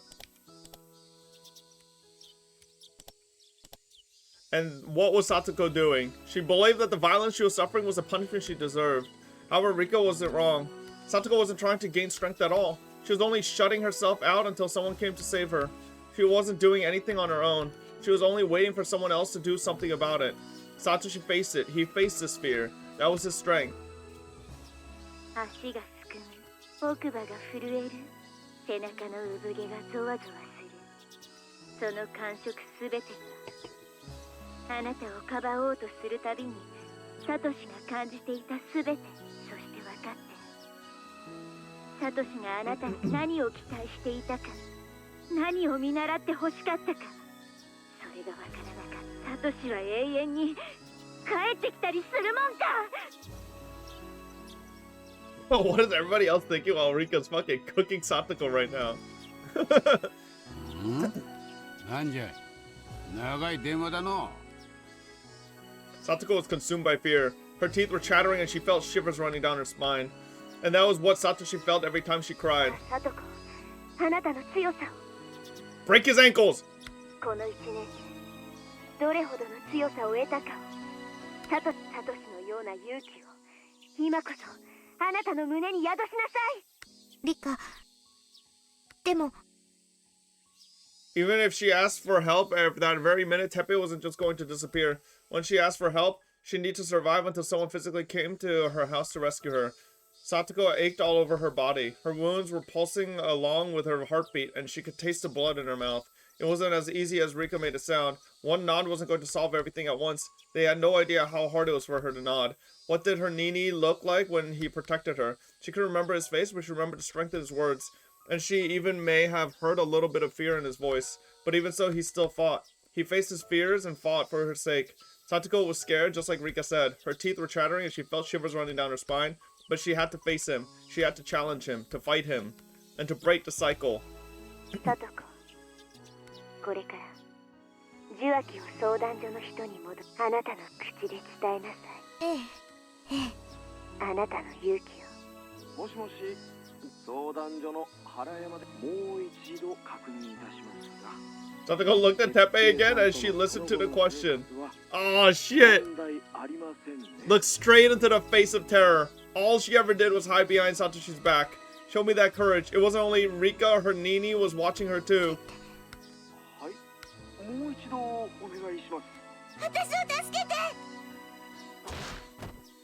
The moment the words left her mouth, Teppei clocked his niece upside her head with every bit of strength he had in him. Satoko rolled down the hallway, still clutching the telephone receiver. Oh, Satoko! ここは私とニーニーの家ですのよ。私たち家族の家ですのよ。あんたなんか大嫌い。あんたなんか出ていけ。こん野郎! Satoko wasn't going to just take a beating any longer. Instead, she spread her arms wide and jumped onto her uncle. Of course, that wasn't going to hurt Teppei at all. Satoko was as weak as a newborn puppy to him. That was, however, the best attack she had at her disposal. Satoko was fighting for the first time in her life. She had decided to stop waiting for somebody to save her. In the end, Satoko was the only one who could save herself. Enduring her uncle's violence had never meant anything at all. She had thought she learned something from her Nini, but she had been mistaken this whole time. なんじゃいその目つきや！前歯全部へし折られていか！ I don't think Teppei realizes the phone is still connected. But just as Teppei raises his fist, someone loudly hammered on the front door. Oh shit. Teppei couldn't help but jump in surprise. It had barely been a minute since Satoko asked for help over the phone.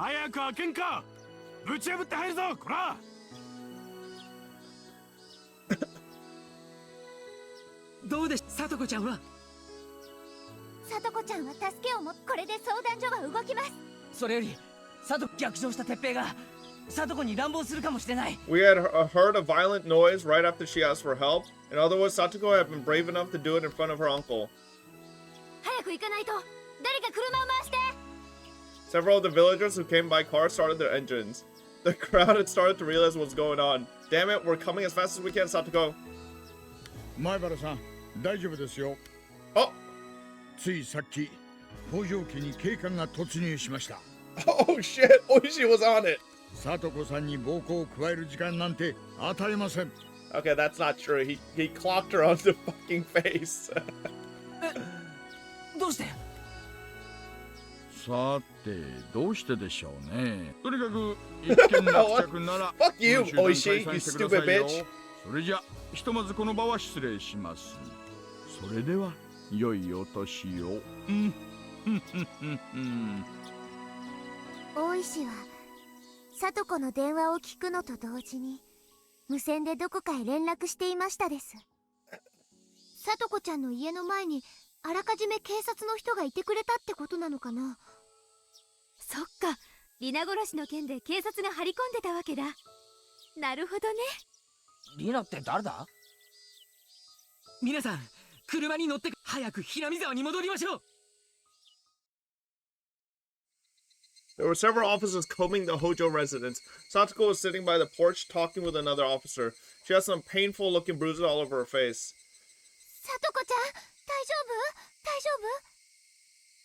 あははは、これが大丈夫に見えまして。She just said dumb bitch at the end of that sentence. 監督、里子を見てあげてください。とにかく診療所に運びましょう。She really said,自分で歩けますか？ Do I look okay to you? Satoko nodded to the coach and stood up. It looked painful for her, but even so, I felt relieved to see her better than I expected. However, the cruel bruises inflicted over her body were all too terrible to look at. I'll never forgive that man for abusing a little girl like her. My body shivered in anger. Satoko. Aww. リカ、見ててくださいまして。私、やるときはちゃんとやるんですのよ。ええ、あなたの勇気、あなたわかった。Oh my god, bro. How can this possibly go wrong now? Like, I'm just waiting for the gas explosion just like to happen right now. Like, the second Satoko saved, the like entire fucking village explodes. 運命に打ち勝った。Both Rika-chan and Satoko cried and hugged each other. I soon heard another car coming. I immediately knew who it had to be. It was Oishi-san's police cruiser. どうも間一髪にはならなかったようですね。お役に立てなくて申し訳ない。いえ、大石さんが起点を聞かせてくれなかったら、もっとひどい目に遭わされていたと思います。ありがとうございました。大石のおじさまもたまには気が利くじゃないですか。それで里子さんの容体はどんな感じ？監督が見てくれてます。だいぶひどい怪我をしてるようでした。ああ、クマちゃん、鉄平はどうしました？確保しました。さっき小宮山さんたちの車で署へ移したそうで。じゃあ逮捕されてもう別に逮捕されて死刑とか考えたくはないけど、いつか戻ってくるんだろう。まあそうはさせないけどね。二度とひなみ沢に近づけないようにしてやるさ。 Yes! Kill him! おやおや、園崎家の次期当主が恐ろしいことを言い出しますね。 Okay, wait, maybe Mion, don't say stuff like that in front of Oishi, because what if now Teppei randomly disappears? You'll be the first suspect. 脅迫とかはいけませんよ。脅迫じゃないですよ。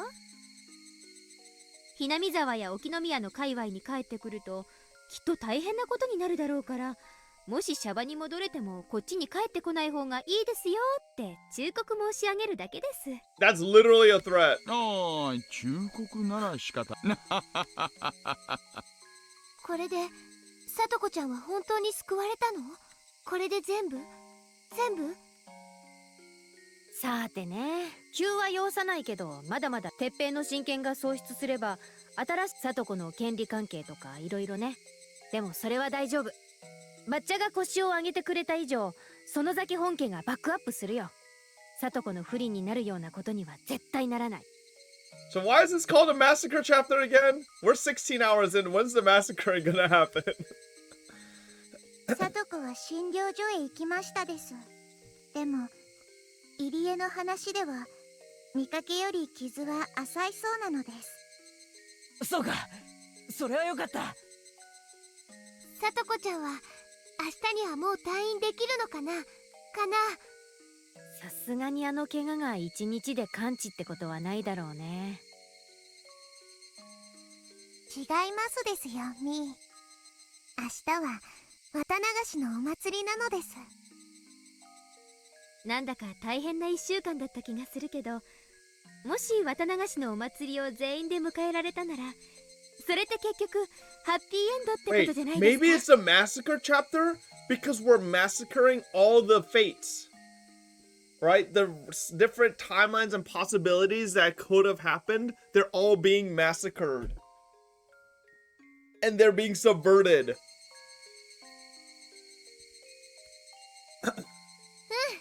私たちが取り戻したかった世界を Bro, I really can't think of a way this chapter goes downhill besides literally a natural disaster happening again. But which is like, at that point it's like, okay, why, like, you should just give up, you know? Like そうだね。さとこだってケイちゃんの叩き売りはきっと見たいと思うよ。すっかり忘れていたけど、今頃プレッシャーが。さとこは絶対に来ますですよ。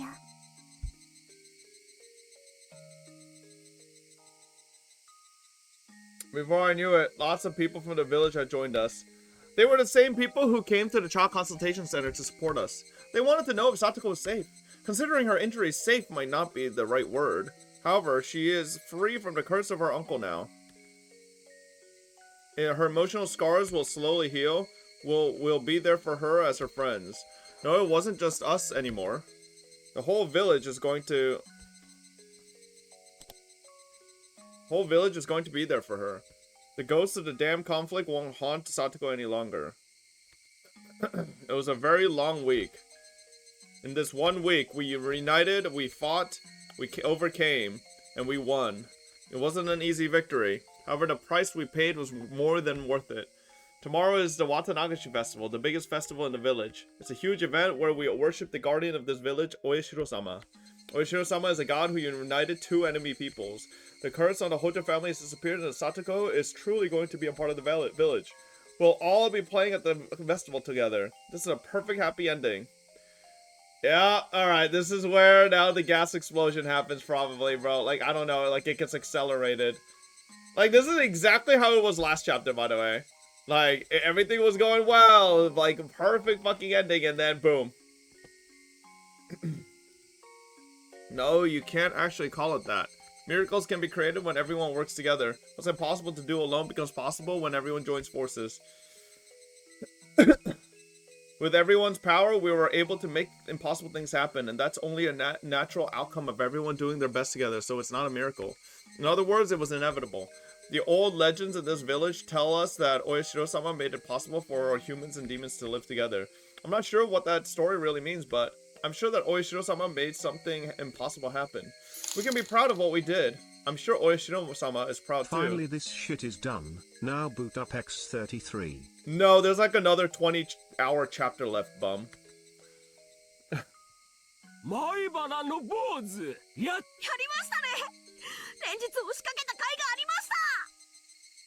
My supporters cheered me on. They were all glad that Satoko was finally safe. The sense of accomplishment at saving Satoko finally hit us, and we hugged each other, sharing praises for her struggle. How could it possibly go wrong from here? Alright, let's see. It fucking flashback, or it fucking time skips to Oishi and fucking... 傷つけば傷つくほど心は臆病になっていった。悲しい思いが深ければ深いほど幸せを喜べなくなっていった。Ah, here it goes. This is where the massacre 同じ begins. 時間、同じ世界。笑顔を忘れてしまった少女は心に鍵をかけて引きこもるが、その隙間から差し込んでくる光に気づいて顔を上げる。パンドラの希望は本当に存在していたのだろうか。皆殺し。 Oh, fuck. Here we go. 取り戻した勇気とともに明かされた闇の真実。諦めていた未来はすぐ目の前にあった。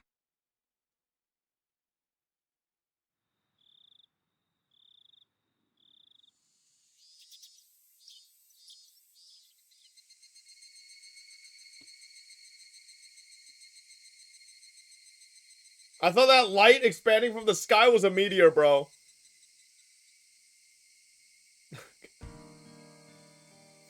Satoko and Rika-chan were already there waiting for me. While the injuries on her face covered with band-aids looked painful, Satoko seemed to be full of life. Oh my god, bro, we haven't seen Satoko smile since, like, I swear, like 15 hours ago. It almost looked as though her wounds were from playing too hard or something. じゃあ、ゆうべは結局診療所に泊まったのか？ええ、私は全然平気ですのよって言ったんですけど、監督たちが一晩様子を見たいなんておっしゃりますもので。お医者さんがそうしろって言うんだから素直に従った方がいいと思うけどな。わかった。 I forgot Mio had a fucking gun in this art for no reason. 診療所で一人でお泊まりするのが怖かったんでしょう。夜の診療所には成仏してない霊がいっぱいいるそうだからね。さとこは僕と一緒でないと眠れない体 Hey, になってし Mondre, ま thank っ you た for の the gift です sub. よ。どうして一緒じゃないと眠れないのかな。それはですね、リカちゃまじゃないとさとこの体の夜泣きよ。 No sooner had Shion finished that sentence than a bucket went flying into her face. Satoko started chasing Shion in circles like they were playing tag. I really missed this rambunctious fun. Oh man, bro. I'm ready for the meteor. Everybody's too こん happy. な当たり前の風景がもう取り戻せないかもしれない。 You know it's doomed because they just fucking said Minagoroshi and then people started giggling and having fun. そうだな。 And then Keiichi said the pivotal line. I really missed this. You never want to say that in Higurashi. Because everybody's about to die. でもな、取り返したぜ。俺たちでな。主に頑張ったのは圭一だと思いますですよ。圭一が相談所に訴えようと自分で言い出して、圭一がみんなで押しかけようと言ってみんなに声をかけたのです。そうだね。ケイちゃんが最大の功労者であるのは私も認めるよ。今回の一件でひなみ沢に前原圭一ありってのはだいぶ知れ渡ったと思うからね。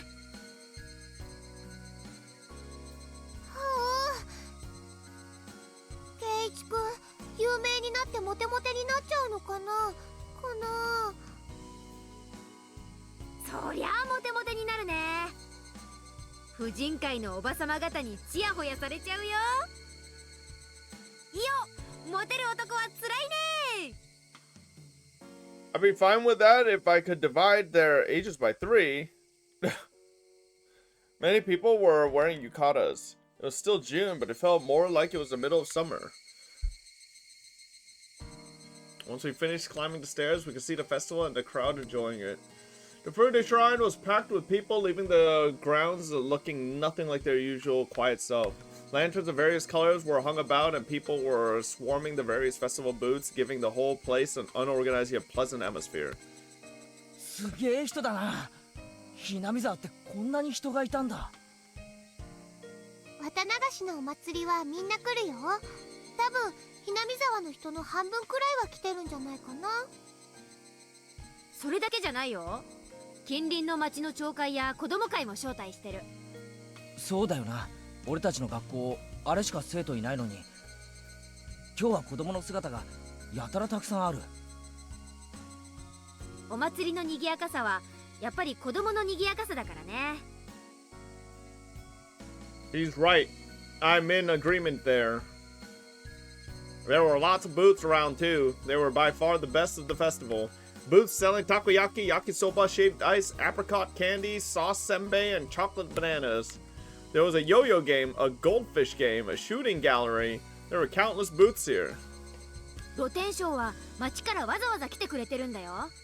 やっぱりこういうのがないとお祭りは盛り上がらないよね。で、それを俺たちは荒らして回るわけか。どんな勝負にせよ、俺は負けないぜ。そうだね。頑張ろう。ハロロン、遅れて申し訳ないです。私がビリでした？ならこれで全員揃いましたね。このメンバーが揃うとのんびりお祭りを楽しもうということにはなりませんのね。そりゃそうだよ。今年も行くよ。綿流し祭。6人か。六強爆投。さとこ、今年は気兼ねしないで思いっきり楽しみましょうなのです。頼まれなくても気兼ねなどしませんわ。大暴れさせていただきますのよ。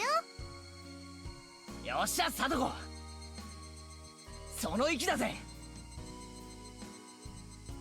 昨日までのことなんか今夜で吹き飛ばしちゃいましょう。今日はみんなで思いっきり遊ぼう。全員が揃うなんて1週間ぶりだもんね。そうさそうさ、今夜は全員で祭りを遊び倒すよ。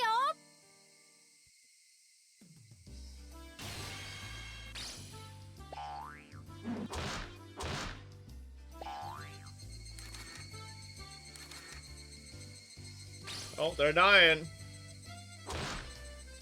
I guess the real question is, do they actually die?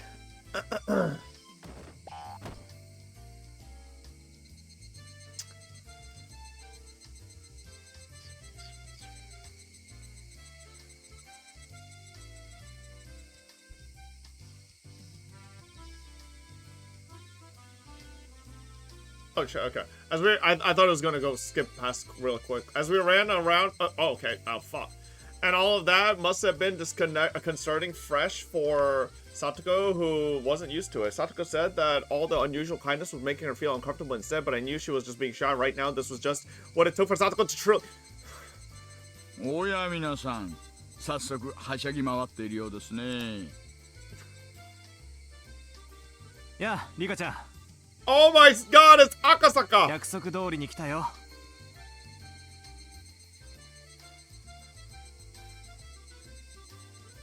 盛大に盛り上がってるね。どちら様でございますのかしら。リカの知り合いですの？赤坂は肝心な時にいなくて使えないのです。なんだろう。私、怒らせるようなことをしましたか？実はですね、赤坂さんが温泉へ行かれているほんの1週間ほどの間にですね、とても大変なことが。リカちゃんが知らないお兄さんと一緒だ。知り合いかな？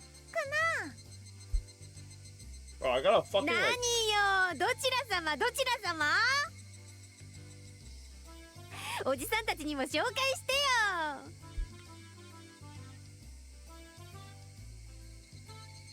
When Akasaka had arrived, I believed what it took to change fate was the power of an influential individual, or so I thought. But it turned out that was a misunderstanding.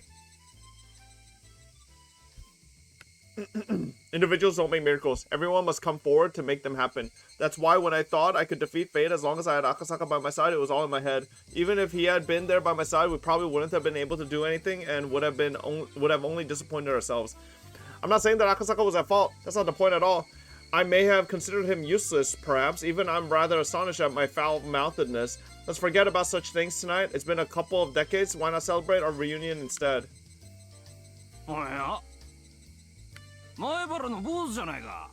噂には聞いてるぜ。聞いたよ。なんでも、お寮のばあさんと日本刀ぶつけ合って納得させたっていうじゃないか。やるね。そんなことしてない。平和に話し合いをしただけですよ。しかし偉いな。Keiichi, you just gotta roll with it, man. みんなを率いてお役所とちゃんと交渉したんだもんな。前原のお兄ちゃん、アンザーメサービスするよ。何本いる？ケイチくん、いいな。今日はモテモテだね。ケイチは熟した果実がお好きに違いないのです。リカが何を言ってるかわかりませんが、どうせろくな意味ではありませんわね。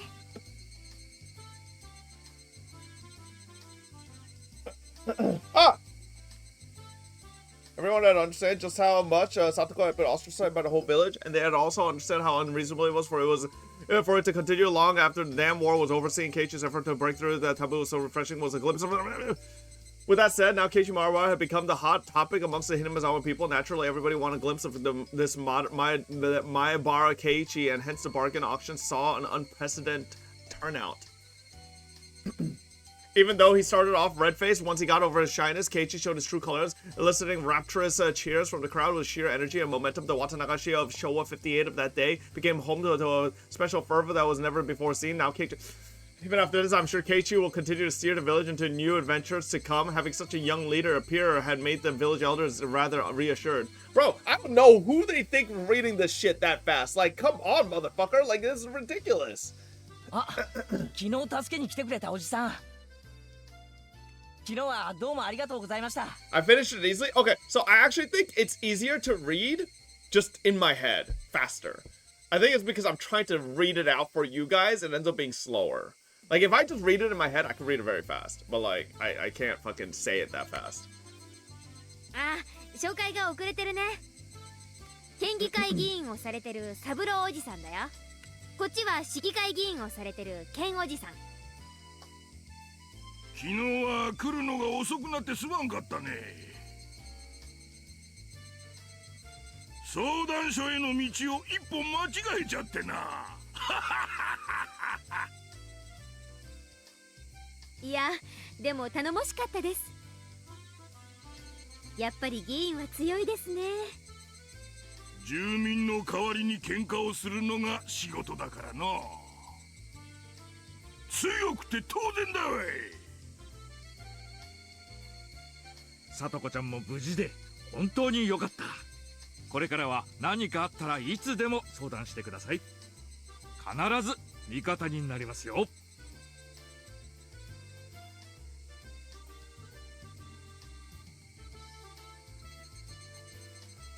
Oh my god, boys.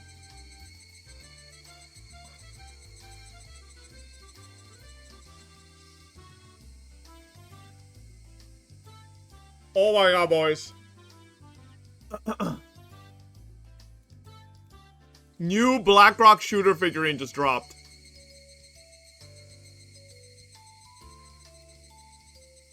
Damn. Yo, and it's 1/4 scale. Ultimate Premium Master Line. Jesus. Have you even paid for the previous one yet? We don't talk about those, okay? Don't worry about them. ありがとうございますですわ。I need to bookmark this. Oh, wait, there's a video? Hold up.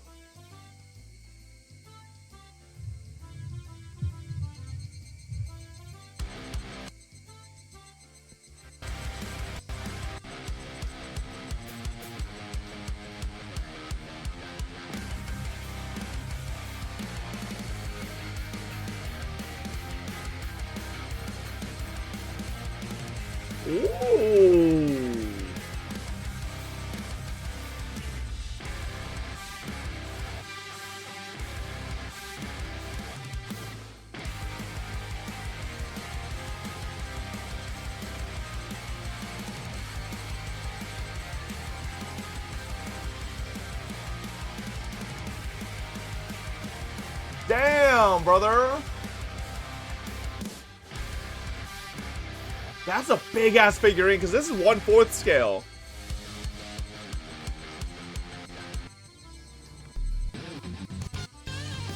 Nobody cares. Damn. Okay.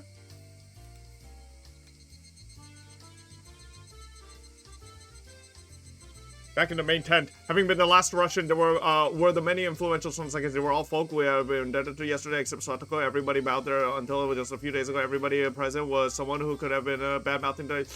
But Keiichi had broken through it all, having reflected upon their thoughtless insensitivities. I doubt any of these people will discriminate against Satoko again. In fact, they bowed their heads, apologized for their actions, and promised their assistance if anything were to come up in the future. Easy. 本当に立派なお子さんをお持ちで羨ましいですな。いえいえ、ケイイチなんてとんでもない。お、ケイイチ。お父さんたちも来たぞ。あ、ケイイチくんのご両親だ。こんばんは。はじめましてなのです。ケイイチのニャーニャーをしておりますリカなのです。どうもはじめましてですわ。北条さと子と申します。あなたがさと子ちゃんね。こんなにひどい怪我をして本当にかわいそうに。今後も何かあったらケイイチをぜひこき使ってやってください。それと引き換えと言ってはなんですが、どうですかお嬢さん、ぜひ今度モデルに。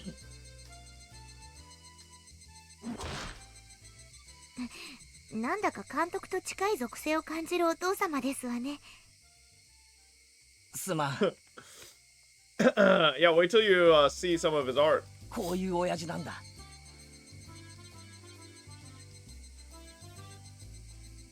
でも温かくて楽しそうなお父様でしたよ。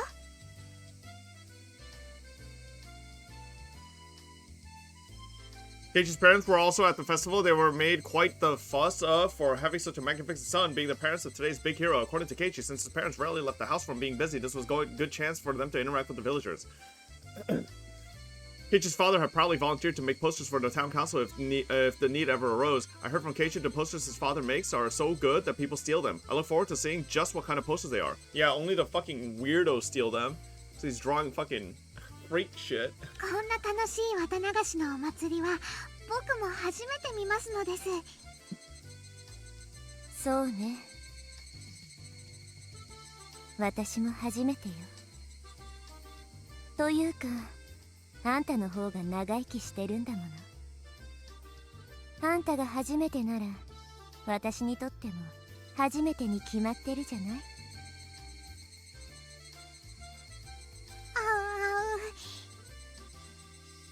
でもきっと綿流しという名前のお祭りになってからの中でも一番賑やかで楽しいお祭りだと思いますのです。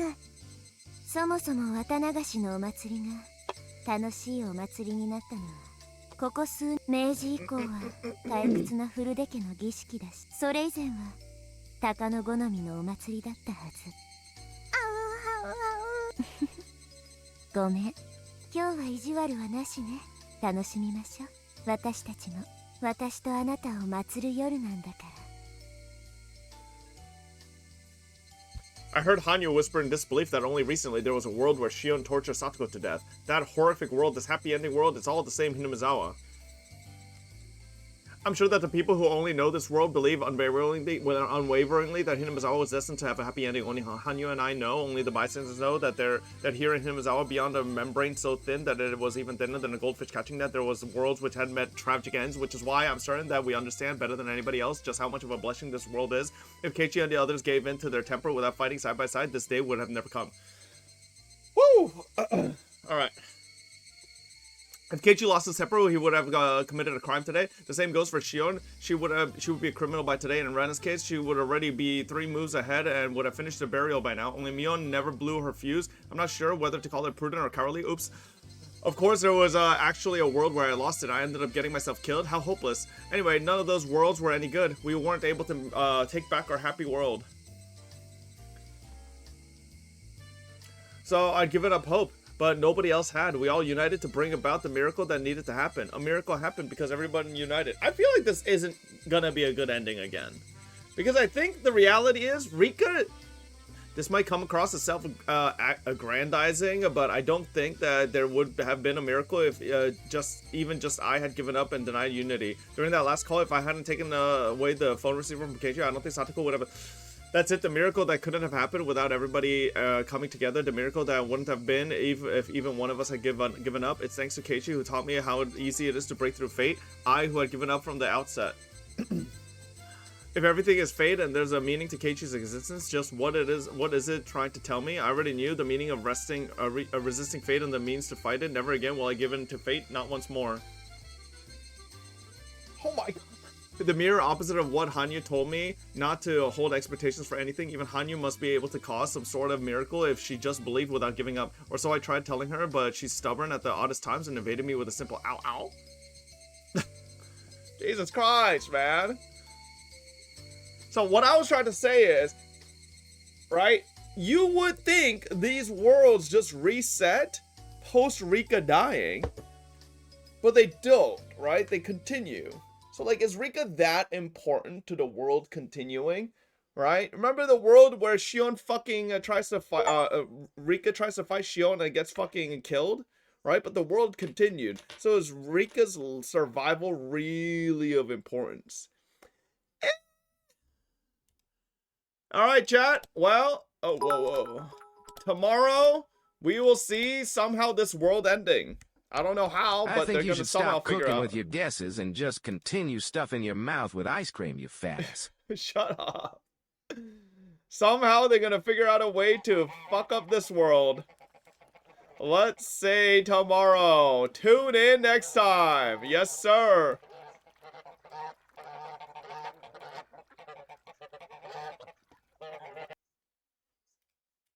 It's coming.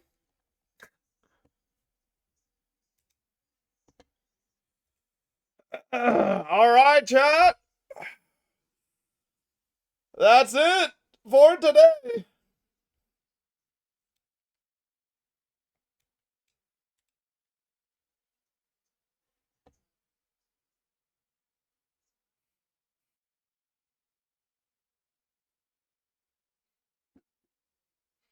Thank you everybody for hanging out today. I hope you guys have a wonderful Christmas or had a wonderful Christmas. Looks like we're about to hit the 26th in California as well, so.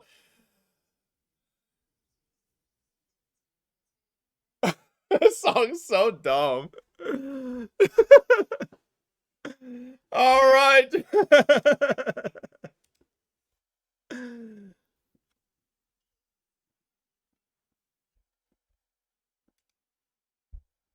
Ooh! Wow, Nick is actually playing another game besides Overwatch. Besides Genshin. Holy moly. Alright, chat.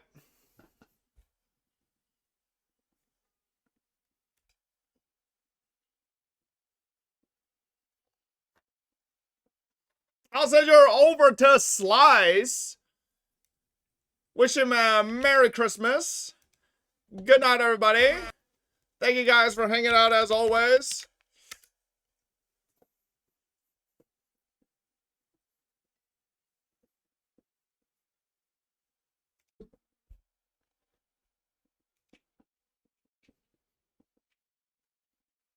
Hang on. Hang on. We gotta get another Charlie Kirk in there. Oh, remind me tomorrow, HDMV. Hold up. Hold up.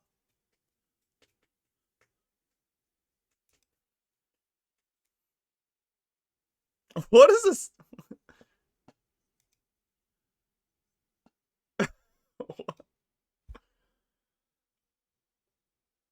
What? Okay.